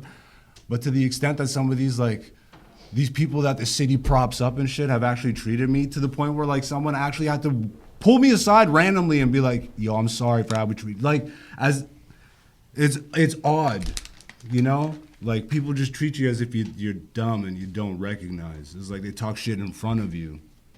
But again, understanding who I was as a person at that time understands why that would happen. Right. It's been happening. It's the same reason people take advantage of you. It's like, you got good energy. It's like, that's kind of what people fucking seep. They fucking suck that shit. So eventually I just remove myself. And then it's been the funniest thing to me to watch people who I've never had real deep conversations with form all these opinions. And then to get to the comedy villain thing, when I finally am like, you know what? fuck it. My voice online is going to be the anti-shit because that's who I am naturally. I think I took too personal of an approach. I talked too closely to what I'm connected to in a way that people who know me and like did actually do some shit like would feel type of way, like he's talking about me or whatever the fuck. Yeah. And then it created even more of a fucking thing in the community. And then I had some real good friends of mine sit down and like be like, yo, like, because especially one, I don't even want to name any names, you know what I mean? But I had a really close friend of mine who was like, I see what you're doing, like I see what you're trying to create, but remember that like it is literally the Batman thing. You die a hero, or you live long enough to see yourself become the villain. Yeah. I love being like, the villain. and the fact that the whole idea of the villain of comedy was to actually shine a light on how seedy and bullshit the industry is and how fake everybody is. But it was never about attacking my personal, like these are still my compadres, even though I'm not close friends with a lot of people. There's most of them are acquaintances. At worst, some of them are just not even people I need to be associating with. But those, you know, everybody has those. Yeah. But it's like I never wanted to create that. And I think I finally got to the place where I'm like, yo, I know how to reach out to a community that it is like-minded. I know how to do that, so do that. Don't speak to the comics in the back of the room almost type deal. Speak to the audience. And I think that's just in general the best thing to do for social media at all. So what does that look like? What's been your shift in focus? Like how have you done that? One thing I will say is my homie Habib CM, I had a conversation with him and he was like, yo, I was looking at your page and this shit doesn't really reflect who you are. And I was looking at it and I'm like, you know what, he's right. Like, cause this is just like 13 years, it more reflects like a scatteredness of 13 years of me figuring it out online as opposed to now me having a solid voice, not just in comedy, but in life. And then displaying that. So I think I've finally like found a way to curate that. Nice. And present the right clips and speak the right way. You know what I mean? Again, I'm speaking to I was always speaking to an audience, but I definitely see because I draw from my personal experiences. And I think where I wasn't as good was making a very clear distinction that this isn't about the people around me. But I'm also allowed to speak about my fucking life experiences. What else do I draw from? And if people did shit, then they did shit. I also did shit. I have to live up to that, but I don't think I ever did anything so fucking seedy. You know what I mean? So it's like, yo, don't meet your idols, my nigga. Like, believe in yourself. Ooh, that's a good concept. Don't meet your idols. That's fucking, I mean, some of them end up being good in the end, so. Meet your idols at your own risk, I guess. Yeah. Yo, I love y'all, honestly. Everyone's on a different journey. This has been great. Yeah, it has been so fun. Like, I love y'all. And I Don't meet your idols. Don't Open meet up your your eyeballs. Don't meet your idols. Don't meet your idols. Yo, you think they're the best. Yeah. They're not human, no, the interest that you invest in them when you see them on the internet is everything that they're gonna be. But see, motherfuckers got human flesh. Yes, looks to his left, says, yo, shut the fuck up when he gets scared of how I might react. Yo, this is my guy, yo, we been knowing that. It's like bros from back in the day actually say you gotta smack and give grace like all day. Without the good, there's no bad. Yeah, with the friendship, the moments that we had, it's like fuck that. Yo, don't meet your idols, don't meet your idols, don't meet your idols. Hey, don't meet your idols, don't meet your idols, don't meet your idols. Zeus. Yo, don't meet your idols. You looking at these niggas, then you might fall real quick. But you know it's all a ball, this game of life. You gotta stand real tall and look at the shit that you got to face and be like, I'ma do it with all the grace and with a smile on my motherfucking face. I'ma keep walking through the bullshit. I'ma wipe it off real quick, dirt off your shoulders. But don't talk to me about Jay-Z. That nigga is over. It's over. No Diddy. No Diddy, don't meet your idols. You might get baby oil all over your skin. Now you looking like a motherfucking Slytherin. Ugh, don't meet your idols. Diddy is a weirdo, and everybody that he knows for sure been on a motherfucking island. And you gotta ask a motherfucking question like, nigga, why were you there for so long? And why were you dressed in a motherfucking thong with some children in the bush? What were they doing? My nigga, you got some fucking questions and we suing. Every fucking thing that you got, we coming for that shit. We coming for the lot. We coming for that shit. We coming for the lot, nigga. Don't meet your idols, cause they are weirdos. Don't meet your idols. Don't meet your idols. Don't meet your idols. Cause they are weirdos. Don't meet your idols. Don't meet your idols. Don't meet your idols. Cause they are weirdos. Winnie. Don't meet my idols. I met one today. Ah! So glad to have you on the pod. Maybe you can stay. Hey. All night we can hang out, be friends, experience what that feels like. Please don't make me do this anymore. What the fuck is that invite? That shit sounds That's like so a slight good. might want to engage. I guess I gotta invite some hosts too. Yo, my bro, you be the bro today. What a moment we could go through. Yo, dude. Don't meet your idols. Don't meet your idols. Don't meet your idols. Cause they weirdos. An actual whole song, my guy. That was dope. So sick. That was dope. That was What do you want to leave the people with, Black Zeus? Yo, man, support live, not just comedy. Support live art while you still can, for dear God's sake. Before they burn all the art, before they burn all the tapes, before all the shit's gone, go to a museum, go to a live comedy show, go support. Because you know what? The next Dave Chappelle is in your neighborhood. The next Picasso literally around the block. The next fucking whatever, Whitney Houston's literally singing in a goddamn YMCA gym locker somewhere. And you might be the one to discover her. Like, go live life. Get off the phone. You know what I mean? Like, experience some real shit. You know, I guess if you are online though, check me out. You know? AKA Black Zeus. I got a YouTube channel. I'm not at 1,000 subscribers yet, but once I get there, I'm releasing my comedy special, my first one for free. Make it happen, y'all. Yeah. When does this go out? Soon. Okay, so I'll promote this. I'm recording I'm doing a live taping at the Corner Comedy Club on November 30th. On my YouTube channel right now, I just launched a show, Black Zeus, the show. So I've actually been documenting, like, again, I figured out what I want to present online. I'm a comedian. I don't want to present the buffoonery shit. I want to bring people along on the road. So I've been documenting that shit. Shout out to my guy Dante, Luke, 27 Collective, Hen Dog, all the people that have been helping me along this journey. And so we actually put together a little show, you know what I mean? And I'm very proud of it, and it's going to continue to develop. We got interviews. I just had Brian Holtzman on the podcast. Go listen to that. Black Zeus, the podcast, every Wednesday. Interviewed and opened for Russell Peters recently. Like, I feel like I'm actually, I got to stop and smell the roses. I've actually done some shit, and, it's okay to... I feel like I have to acknowledge that. Yeah, definitely. That's what I'm going to present.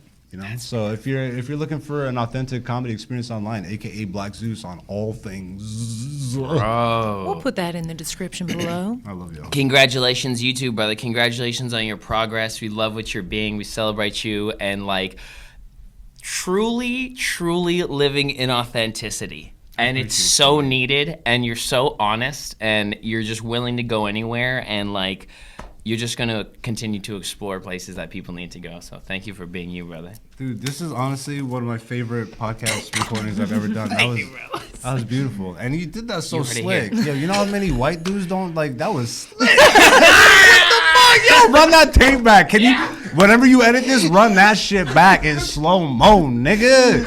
What the fuck, nigga? Yo, she just took $20 from me, bro. That was crazy. Yeah, that was great. Fuck, I feel like it doesn't have to end. I don't know. Jesus. What time is it? I only got so much parking. I paid for 3 hours, though. Oh, wow. I paid that's the max. I think this is... It's 5. It's 5. Oh, yeah. I think I paid till 6, no? What time did I get here? Probably around then. I think maybe... We can call My it. You're throat- just such a my vibe. throat- 45. just rasp. Yeah, that's true. We can call it. I have Well, to I could pee. chill. It's a sick hang. Yeah, I'm in we'll town. chill for a bit. Okay, thanks everyone. Love you guys. Bye. Yo, how long was the recording? I think an hour and a half already. That was a fast hour and a half. I Damn. know. felt like 5 minutes. It feels like we just caught up. But it's really cool though, because it was like a one beautiful story with just I'm telling you, that thousands felt like of tangents. the full story arc of a friendship. Yeah. I'm telling you. And some of the stories that you were telling too, I feel like we could give to an animation person if anyone wants to collab, holler, and like you could like paint out the stories, like fucking, Cool. like So there's a ton that like That's you're why, a like, good talker. Thank you. Yeah, bro. I appreciate Yep. that. It's a beautiful skill. It's funny. I have a ton of unreleased animated stuff. Okay, you're already in that direction. Like, it was just this is like past stuff. Stuff. Oh. That, I'm just an artist. I just create, and then I collab with my friends, and then I have the intent of releasing this stuff, and then I'm actually just okay with just having done it, because it's all kind of a progressive thing. It's learning. It's just helping me Tuition. get to you know what I mean. So at the time.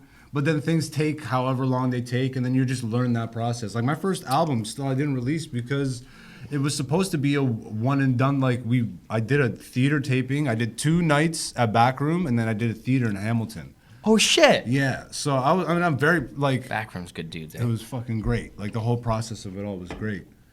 But then like the production side of things ended up taking over a year. Yeah, dude, because that's the way it was just, happens, man. I know, but like realistically. a year. There's just like it was over, and it wasn't really like again. It like wasn't the special supposed to happen that way. I know, and then it's stale by the time it's out. I did it anyway. I dropped anyway. It wasn't even that. It was just you know what? It kind of was that. I was deflated. Like by the time You looked at it like too a year much. and a half had For passed, sure. and I'm like, you know what? That's a lot.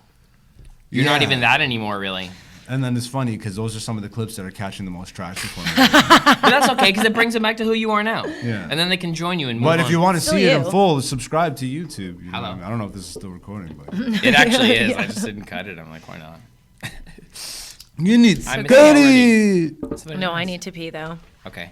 But I can come back if you guys want to stay. I mean, I'm smoking this joint. Smoking this joint, smoking this joint, smoking this joint, smoking this joint. We're creating a new Christmas classic, ladies and gentlemen. Yo!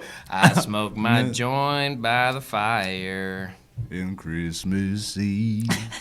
It's my birthday, Christmas Eve. Are you serious? Yeah. Oh, you spoiled bitch. Yeah, you called it Holy right. fuck. He called it right because some people are like, "Oh, was that Oh tough?" no, And you're Christmas, like, no, man, because they make it. All those families make sure. It's like, no, I want them to make sure. Yeah, because he doesn't get Feels the like summer. it's his birthday. Exactly. Yeah. Yeah, man, I know that shit. When's your birthday? August. So I'm like, I'm not in the middle of anything. Yeah, you're great. But I've had enough friends in my life that have like the January 1st, you know, like not January 1st, but like the day after or just within that week. Yeah. You got to make it feel special still because something special just happened. Exactly. Yeah. And I would get the extended family blessings too. Because like divorced parents, so competing households, then aunts on either 2 side. Christmas trees, Yeah. 2 piles at each house, Exactly. a Christmas pile and a birthday pile at each Turkey. house. That's 4 piles, man. Yo, bro, you clocked Get it. the fuck out So of here, that- bro. I did the math real quick. Dude, you got it. You're so fucking perceptive. So this has trained me to be an entrepreneur. Because some months, nothing.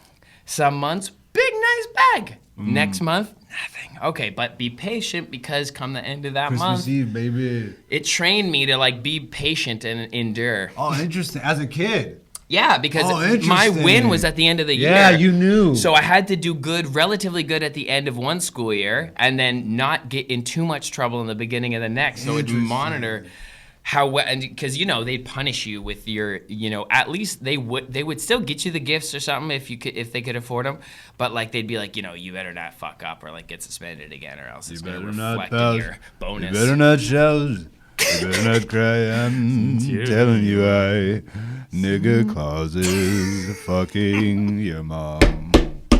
Don't let that nigga in the house, children. This now has to drop before Christmas.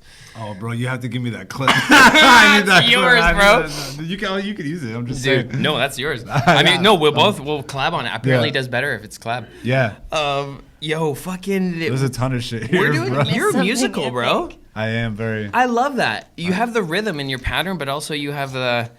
In your pattern of speech, obviously from being a comedian, but also you have some nice lyrical skill. We're having Norm on our December 7th show. Talk about musical. He's very musical. Very, Yeah, very. bro. Fuck. You should Super come talented through. guy. Him on the piano. It's like just wonderful. Like, I'm a big Jamie Foxx fan. Yeah, remember the in the comedy Foxhole? special, yeah, of course. I was just like, remember that Is that Brady the one with the Bunch? red curtain where he did the Africa joke? Africa. Where he's wearing the blue and it's the red Yeah. curtain, and that was into the Foxhole. Can you make those bird noises? Like I can't make any of them. You know what I'm talking about, right? Yeah. He actually made like the chirping noises. It was Yeah. crazy. Yeah, I'm not even gonna try. Apparently, he's got a new comedy special coming up. And remember he? Yeah. Oh fuck, that'd be sick. Apparently, he's talking shit about Diddy in it. That's the word. Oh shit. Awesome. Anything to deflect from what happened with him. Well, apparently that had to do with Diddy. Oh shit. Did he gave him the vaccine? Apparently the rumor is that, you know, the conspiracy online is that Diddy had something to do, allegedly, with the hospitalization of Jamie Foxx. But again, I'm just some comedian. Who knows though? Spewing Diddy's now gonna. conspiracy It's shit. gonna be like that's like the flavor of the week of who to blame things on. I think it's all distractions. Yeah. And I think right now, the more, like, you can literally see how they're pushing everybody to focus on everything externally. Yep. And no mention of doing the internal work. And that's how you know it's actually time to do the internal work. Hey. Oh, everything they're telling you to do the opposite, children. Yo. Yeah. Like, what the fuck? Do you have like any like daily practices? Whether you call it prayer, meditation, Yeah. reflection, every morning and every night. And then, I mean, it's gotten Nighttime to practice. the point. Good job. Well, it's really gotten to the point where, I mean, I don't know how hokey people, I don't know, people will see however they see it, but I really feel like, bro, like, even though everything is burning around me, somehow I feel like I'm in heaven on earth. You know? That's beautiful. And I can Thank acknowledge that shit is absolutely fucked up everywhere. It's brave Yeah. to say and, that. And even I go through shit. Yeah. But I still feel like I'm in heaven on earth, baby. Like, that's what I choose to acknowledge with. And then all of a sudden, my life is completely turned upside down. And I like to take a minute to sit right there. And I like shut up, fuck. Shut up, nigga. Motherfucker. Everything just That's ends with shut up, beautiful. nigga. Shit. No, it's so true. I love that. I was listening to. Do you know who Sadhguru is? Yes. He said something that really has stuck with me for like weeks now, and I literally say it to myself every morning. He was like, if you wake up in the morning, you should smile. And then he said, if you don't wake up, don't worry about it. But if you do wake up, smile. And I was just like, it's like really transformed how I feel first thing in the morning. Like I literally will wake up and like be like, oh, I get to do this again. I'm going to say this, and it's completely without judgment. But I almost am like concerned with this state, like what social media has kind of done for everything and how it's cheapened like life. You know what I mean? Like, you ever watch the movie, oh, what the fuck is it called? Ba-dum-bum-bum-ba-bum-bum-bum-bum-bum. Truman Show? No, it's an Indian guy and he pretends to be a guru. Mike Myers? No, it's this filmmaker. Fuck, I suck today with calling out the names. This is trash. This is bad content. Anyways. Smoking weed does affect I can even do this without using the movie as an example. Okay. There's a term. If you see Buddha on the side of the road and he says he's Buddha, kill him. Because he's not Buddha. Yeah, when you see the Buddha, kill the Buddha. Bingo. Yeah. Yeah, you know, thank you. That's comedy right there. You took out all my bullshit. You're like, shut the fuck up. This is it. Yeah. That's comedy right Yeah. there. But Concise. that, and I feel like everything is just so snake oily. You know what I mean? And even gurus, in a sense. But it's crazy because it's not like there's not lessons there that aren't I think- applicable and aren't real. And it really just depends where you're at too, right? Like Yes. when I listened to that, I wasn't in a place of appreciation. I wasn't in a place of gratitude. I was finding it very annoying and frustrating and challenging. And when I was I guess like confronted with death, essentially, that's what it is, right? If you don't wake up, don't worry about it. But if you wake up, You should smile. It was almost like the simplicity of that Yeah. allowed me to break through this like space of really undervaluing my experience. I think what I'm really trying to get across, because you see, like, that's the beautiful thing of it. It's almost like Sadhguru is almost irrelevant to the situation. If that makes sense. Like, you see how you The like- message. like you pulled out of it, like at the moment that you needed to hear that, what you needed to hear. So I guess ultimately Yeah. what I'm My trying to perspective on it. convey is like, I feel like a lot of people get attached to like the Sadhguru or the this and the that, and who's that bald For guy? sure. And then and we're Eckhart. all sitting here and Bashar. who's that bald Bashar, guy? Yeah, yeah. he's a channeler. Who's like rolling his Here's eyes the back. thing. And You're we're- hitting it. You're nailing it. It's people get lost in the symbols.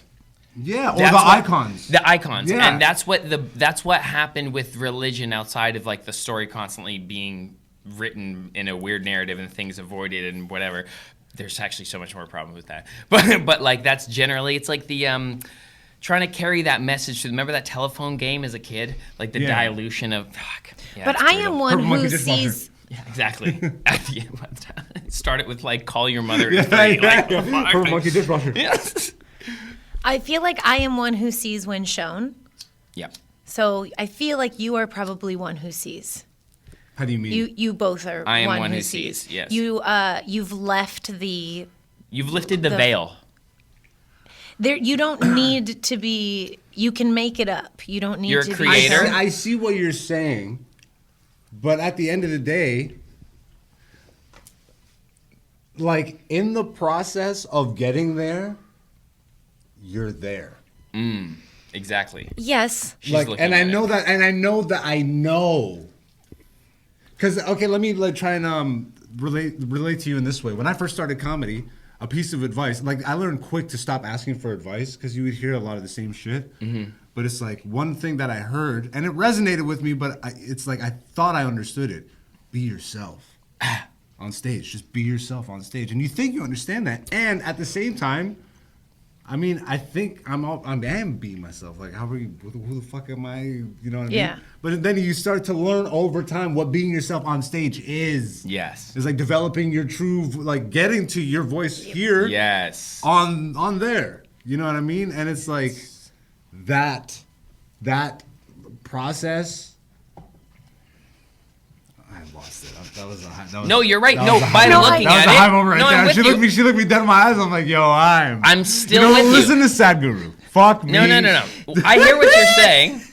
In the process of exploration, you're pointed towards the Yeah. direction of being that presence of the creator.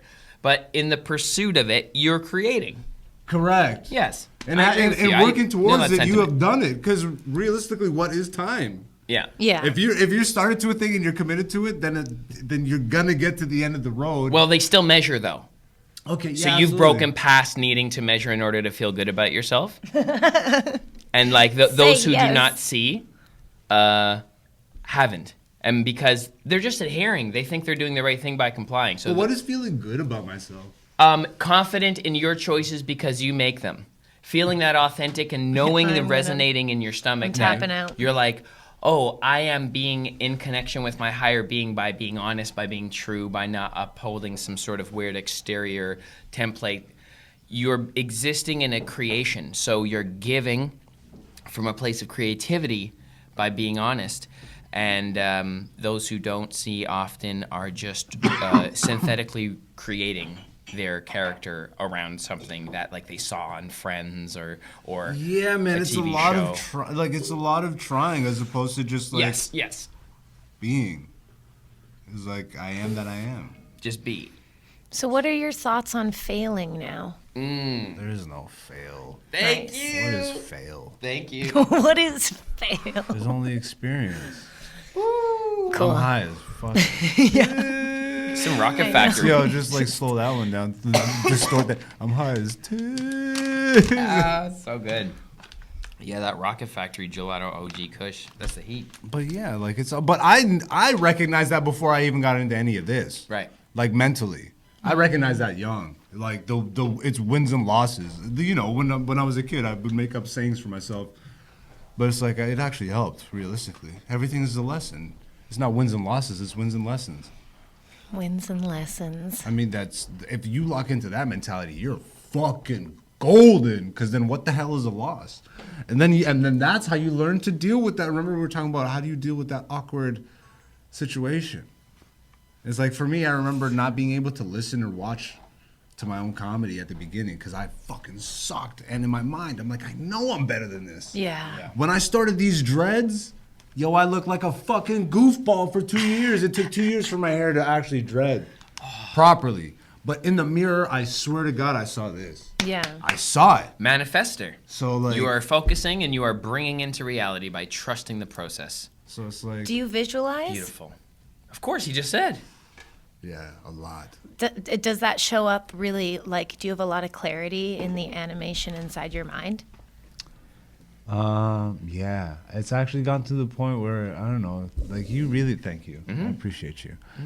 You really like become in control. Like I don't know. I'm just so grateful. I can start crying again. Yeah, you know, because like I'm actually so just grateful is the word, yo. That's beautiful. Just grateful is the word. There's too many experiences. Like I really, and I've learned to keep some of them like to the chest because like. You throw some of that shit out there. I'd like to actually surprise some motherfuckers one day when they think they're gonna jump on me with some fucking one eye, you know. I got my magic going. Like I think the most important thing, honestly, is to learn your history, learn who you are. I mean, if you got some history that you're not really proud of, learn how to process that. You know what I mean? Because everybody's got some fucked up shit, Like, realistically. as a person in your individual Bro, or I'm your talking- family lineage. I'm talking ancestry. Yeah. And like Yeah. your place in this world, like your family is like how you got here. What Just- happened? Yeah, man. That's dude, it unlocked a world of change for me. It unlocked the fullness of me. And I'm telling you, this only happened really 2 years ago because I'd gone down the process and it's an evolutionary thing. Like you're not complete until you're dead. And even then you move that's on. the end of one chapter, realistically. If we're talking about energy transference, you know, like energy doesn't die, it transfers. And I don't know, you can do heaven, whatever you want to say, bro. I'm so grateful. You know what I also noticed, and this isn't like a racial thing or whatever, but I really, again, having moved so much and being a black kid, I'll say melanated because black is whatever. Black is a construct. But like just having that experience, like growing up in London, I was spit on, like just for looking different as a kid, and I was like 6. You have to process that. I have lived a very adult life, you know. So it makes you. No wonder why, you know, everybody thinks I'm fucking whatever, but it's like, yo, it makes sense because I'm not regular, bro. Yeah, man. I've been overthinking shit since whatever because guess what? Everybody's suspect. When you really are forced to look at people for who and what they are and then yourself at such a young age, Pray. it's like I don't need to carry people around me. You know what I mean? I'm very comfortable with just having, you know, whatever relationships with the right people are around you. I truly believe that. Yeah, I truly believe other that. doers meet each other doing. And that's how you know when you're in the right field of people. Yeah, that happens. Those who doctor the joint, good people. Those who keep it good for everyone. But remember what earlier we were talking about, like, because there's difference in sameness. Mm-hmm. Even though I connect with people on like a comedic level or whatever, it's like people change and people grow. I love Patrice O'Neal so much, not just because he's an elite comedian, but like growing up, even before really I was deep into comedy, like I was listening to him on Opie and Anthony. I listened to every tape fucking 5 times over, and there's hundreds of episodes. Like, shit. If you're done with it, just throw it on the ground, bro. I'm not though. That's the thing. Oh, true. I'm just talking. Yeah. Which is annoying me because I'm always like, yo, pass the joint. So in my mind, I'm telling myself this, but I'm the one holding it, so it's just a slow process. I think that's a weird rule. Not forever, but I think you should be able to like sit with it, Hang and out be with with it, and Yeah. That's fair. have some You're thoughts still with done? it. I think so. I mean, yeah, I've definitely had enough weed. This week has been very weed heavy.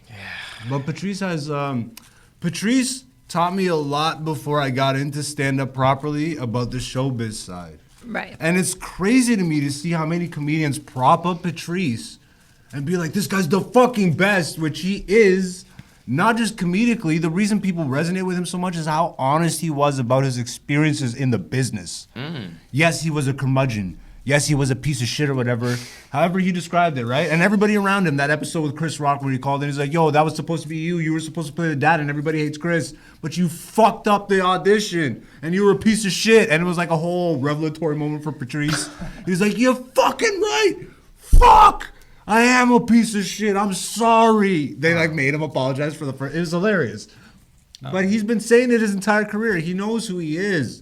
And he finally learned before he died, unfortunately, to remove himself from the situations, to say no to the auditions or the roles or whatever.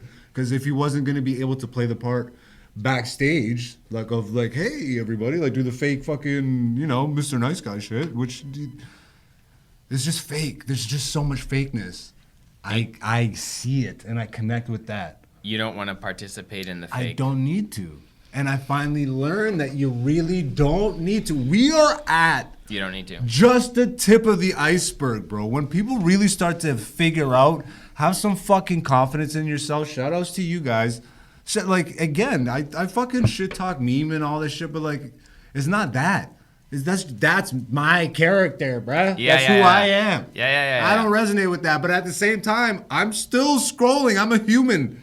And I send memes to my friends, and I'm watching your guys' videos, and every fucking friend of mine, when their video fucking pop, I don't even fucking need to watch it. Before I do, I hit like, because that's who I am. Yeah. But it's so odd. You can literally, and I'm not, again, like I need to watch what I say, because people, it's odd, bro. People watch what I do so oddly.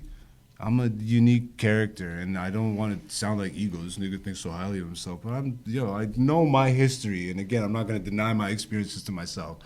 You know what? People will look for reasons to back up their perceptions of you. I get a lot of subliminal shit, and it's mostly people in my generation of comedy, like when I was coming up. You know what I mean? So imagine starting in Hamilton and being called nigger to your face, and then going and then just trying to fit into some cliquey bullshit. Yeah, no, exactly. But that experience in comedy is my life experience. I was bouncing around like a fucking. So then I'm like, oh, I connect with this, but I'm finally at a place in my life where I can actually fucking grow a spine, grow a set. Your artist right to tell the story of what you've been through now that you've developed yourself in your platform. Exactly. Talk your shit. And Be it's real. funny now because everybody's evolved and everybody's hilarious, but I'm finally fucking the hilarious dude that I always knew I was on stage. Nice, dude. And Nice. so that energy, it now has become competition to some people. So I'm getting like subliminals thrown at me in weird places. Oh, that's love, And baby. it's- I mean, That's love. It's weirdness to me, but I do get it. They're focusing on you. That's so weird to me, though. Just accept that it is love, it's focus, it's fanship. They just don't know how to process Thank that you. yet. It's natural. They just I don't. know. Yeah, they don't know how to process it yet. That's all There's it still is. weed. Yeah, there's still a lot. Oh yeah. Yeah, you're right. Good But- for you though, but man. at That's the- but beautiful. it- You like- should own your It's great. Like you're living authentic proof to be authentic all the time. You actually prove my point where Winnie and I constantly. She's like, I don't think you should be authentic all the time. I'm like, now I'm gonna be like, but what about? How the fuck not, man? It doesn't make sense. And you know, like again, it's funny. I'm you can sorry to literally- throw you under the bus, Winnie. I love you. I'm sorry. Fuck, I'm such an asshole. See, I called her out. I'm sorry to cut you off. Continue. Really? Yeah. I didn't notice. I didn't mean to. I don't know. I'm sure it wasn't with malice. No, it It wasn't. wasn't. Yeah, there you go. I'm sorry. But authentic all the time, I think, really does serve a purpose in your honest reflection of yourself to others to allow and empower them to make the decision if you are a right fit for their life. And who does that remind you of? Not that I'm trying to be, but yo, what's the whole fucking thing of being Jesus or Krishna or Buddha or any of these guys? Like, be the thing, because you can't. You can lead a horse to water, but you can't force it to drink. But if you embody the actual principles and ideals, and maybe you're life will unfold into like a fucking kaleidoscope of just beauty and wonder that you've never even imagined. Yes, I got rings and beads on, so you're not actually listening to what I'm saying and taking it seriously. I get it. I get it. I get it. I get it. But You're such damn, a breath of fresh air, bro. like, I hear it. you know what I mean? Like, I'm hearing it. and that's the thing, eh? You know, like you have to believe, like, it's really hard, man. it's hard. It's hard. Yeah. And that's what also kind of makes it easier. Yeah. Yeah, No, I just think that a lot of people think that it's actually easy. And so when they try it and it's hard, they're like, oh, this must not be for me. That's a beautiful synergy. Because you just described the opposite end of what I'm... So you know why I think that is? Because once you get to a point where it's natural, it looks fucking easy. Yeah. That's the Like master. comedy. Yes. People watch an elite comedian and they're like, wow, I can do I that. can do that. Yeah, And then they I've get always up on wanted stage to. and it's like, cups are hilarious. Yeah, I was at the grocery store and it was spoiled milk. Oh, bro.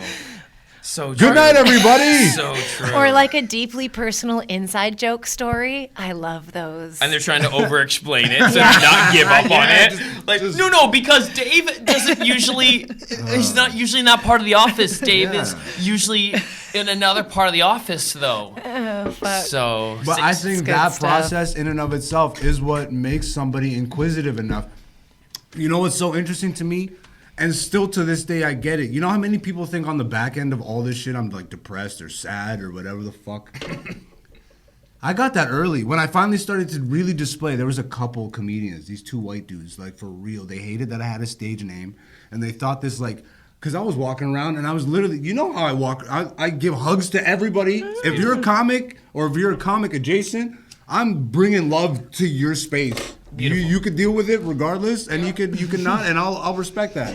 But like that's who I am. You know what I mean? I love that. People really looked at that and assessed it, and like, yo, there's got to be something fucking wrong with this, which realistically speaks to that person. Yeah. You know, and and the distrust that goes on, I think, Yeah. in the community, and it's also like a grind, you know that, and I think a lot of people just end up it becomes less community and more just like a rep, like a true fucking, just like I'm just doing this. If there's for one me. impact I can have on comedy, which I'm actually kind of seeing. You know how many comics message me and shit and be like, yo, thank you for actually fucking saying some of this shit. But I'm not doing it for that. I have to exist as myself. Yeah. That's all I can do. That's the only thing that's sustainable, and that's probably why you're also getting those messages, because if it wasn't, you know. But again, I need to actually start reaching an audience, which I figured out. It's like, okay, it's great that comics are recognizing this. Now, how do I spread that to people that can actually, support me? Yeah. Because that's also part of the game, and It that's is. I recognize the game, and I'm very much about that. But I want to do it authentically and build a real audience, and not just trying to constantly push it in their feed that they'll be like, ha ha, send Yeah. it to a couple people, share it, and then here's really another cool, fucking, man. and then because like, how do we exist in a society? Excuse me. How do we exist in a society? That one's gonna smell. I apologize. That was a burp.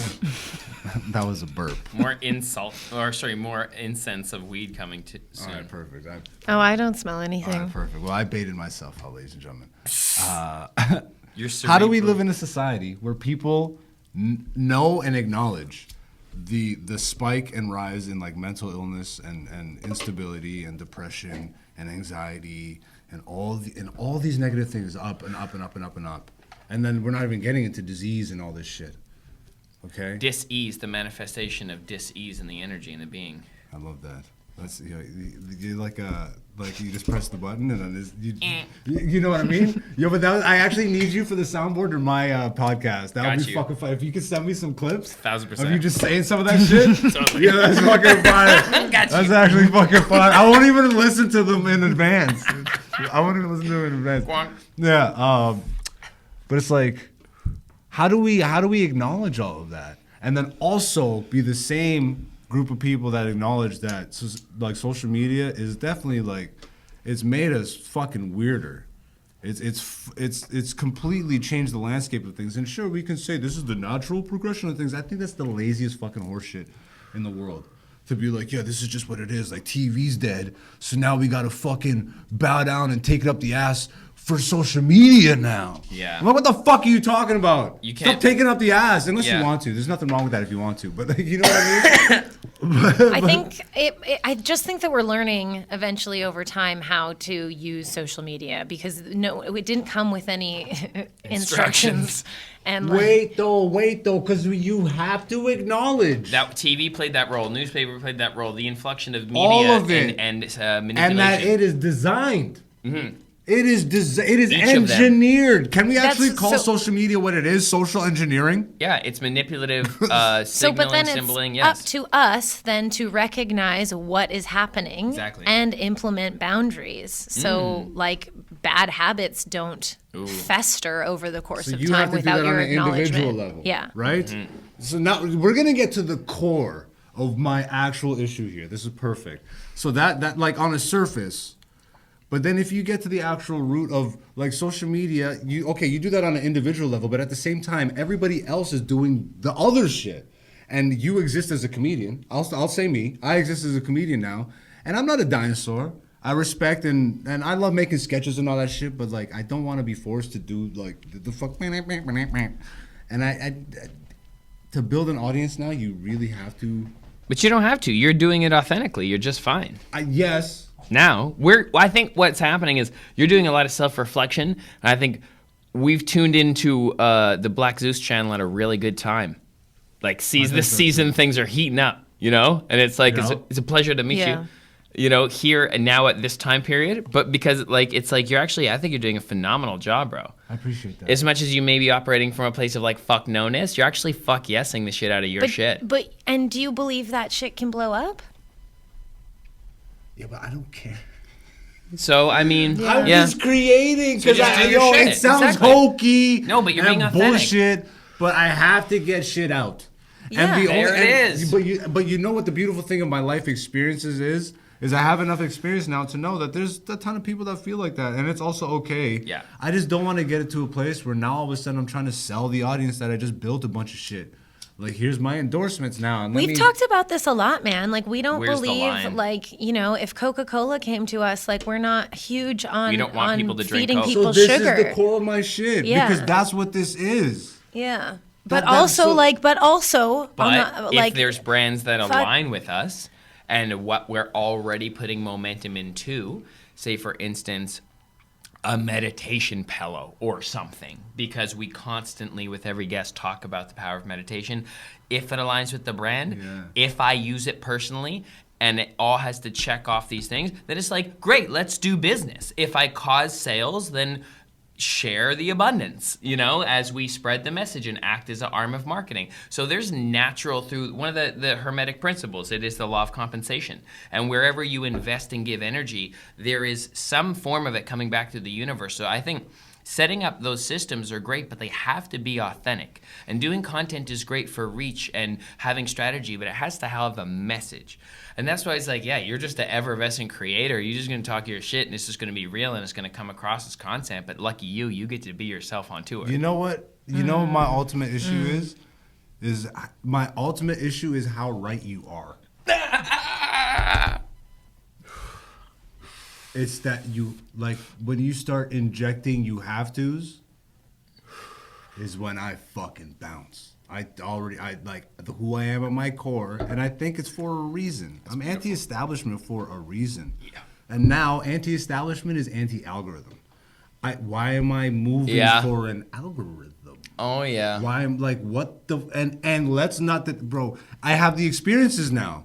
Dude, I talk to my homies still who are crushing. yeah. Yeah. Who are crushing the social media game.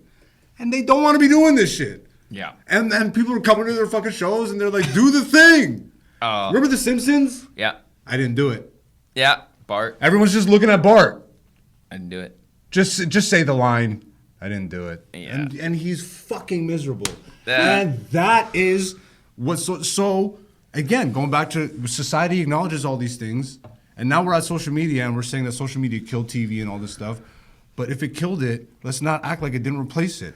And if we're acknowledging that TV is filled with a cesspool of shit, and politics is filled with a cesspool of shit, and religion is filled with a cesspool of shit, and money is filled with a cesspool of shit, and education is filled with a cesspool of shit, social media is what? Thank you. Not filled with a cesspool of shit. Gotta What trust the whatever. fuck? Gotta trust whatever's on social media. And the thing that said, okay, but and the argument that you can make, this one's like, you want to Yeah, kill done. it? No, sorry. The argument you can make is that social media is us. Yes. Now do what you want then. Oh, but I have a following and I'm doing these things and I'm fucking following trends and They I'm fucking. What control do you you. fucking mean you're following They trends? control you through a template. What do you fucking mean you're following trends? Because this will get me a deal, and then maybe the network will see me, and then I can get a Just for Laughs thing, and then maybe I'll actually be accomplished, and then people will be like, "You're a real comedian," and then what the? Suck my fucking dick! I'm a fucking real comedian. I've done Just for Laughs Toronto. That makes me a more real comedian. I can't be on CBC and write for Corner Gas. Woe is me.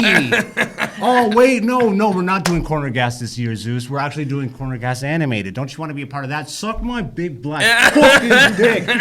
I've been in these rooms. These people don't want me, and they never did, but they still make me tap that. That's the thing. If a comic can understand, these people will still make you think they want you. Do what you fucking want, bitch. It's our fucking time now. Actually understand what social media is. Find your fucking audience. You don't need any of these things that you think you need. What do you fucking need? What do you need? You need you, and you need the confidence in you. You have all the answers inside. Sit the fuck down, shut the fuck up, and listen. Bitch. Church. AKA Black Zeus. Church. Can you imagine if we You're gonna be- stopped this conversation like Half hour ago? 25 minutes ago? I'm so glad it continued. That was a beautiful rip. That was like a sermon. We don't need any more than that. That's it. That's all you guys get. I'm not Crushed giving you it. any more time. Big bless. Appreciate you. love y'all. Laid it down. Bless. dope. Subscribe. Check out Black Zeus. And implement these things in your life. Yeah. You guys, yo. We crushed another joint and a half, 2 joints. There you go. Welcome to Disciplined Stoners, the gateway drug to mindfulness. Look deeper. To think that we started this podcast to fight a stigma, only to uncover so much love that we realized that you can't put your energy anywhere but what you want. Look deeper. And what we want is authentic conversation. What we want is quality medicine. What we enjoy is each other. We get to learn from our guests. Manage the best. I would manifest this. Part of the magic of the plant is how it uncovers what you've been hiding away. So much love. Look deeper. Feel more. Tune in. So much love. Look deeper. We're not here to be lazy. Welcome to Disciplined Stoners. We're not here to distract ourselves. The gateway drug to mindfulness. We're here to learn. We're here to grow.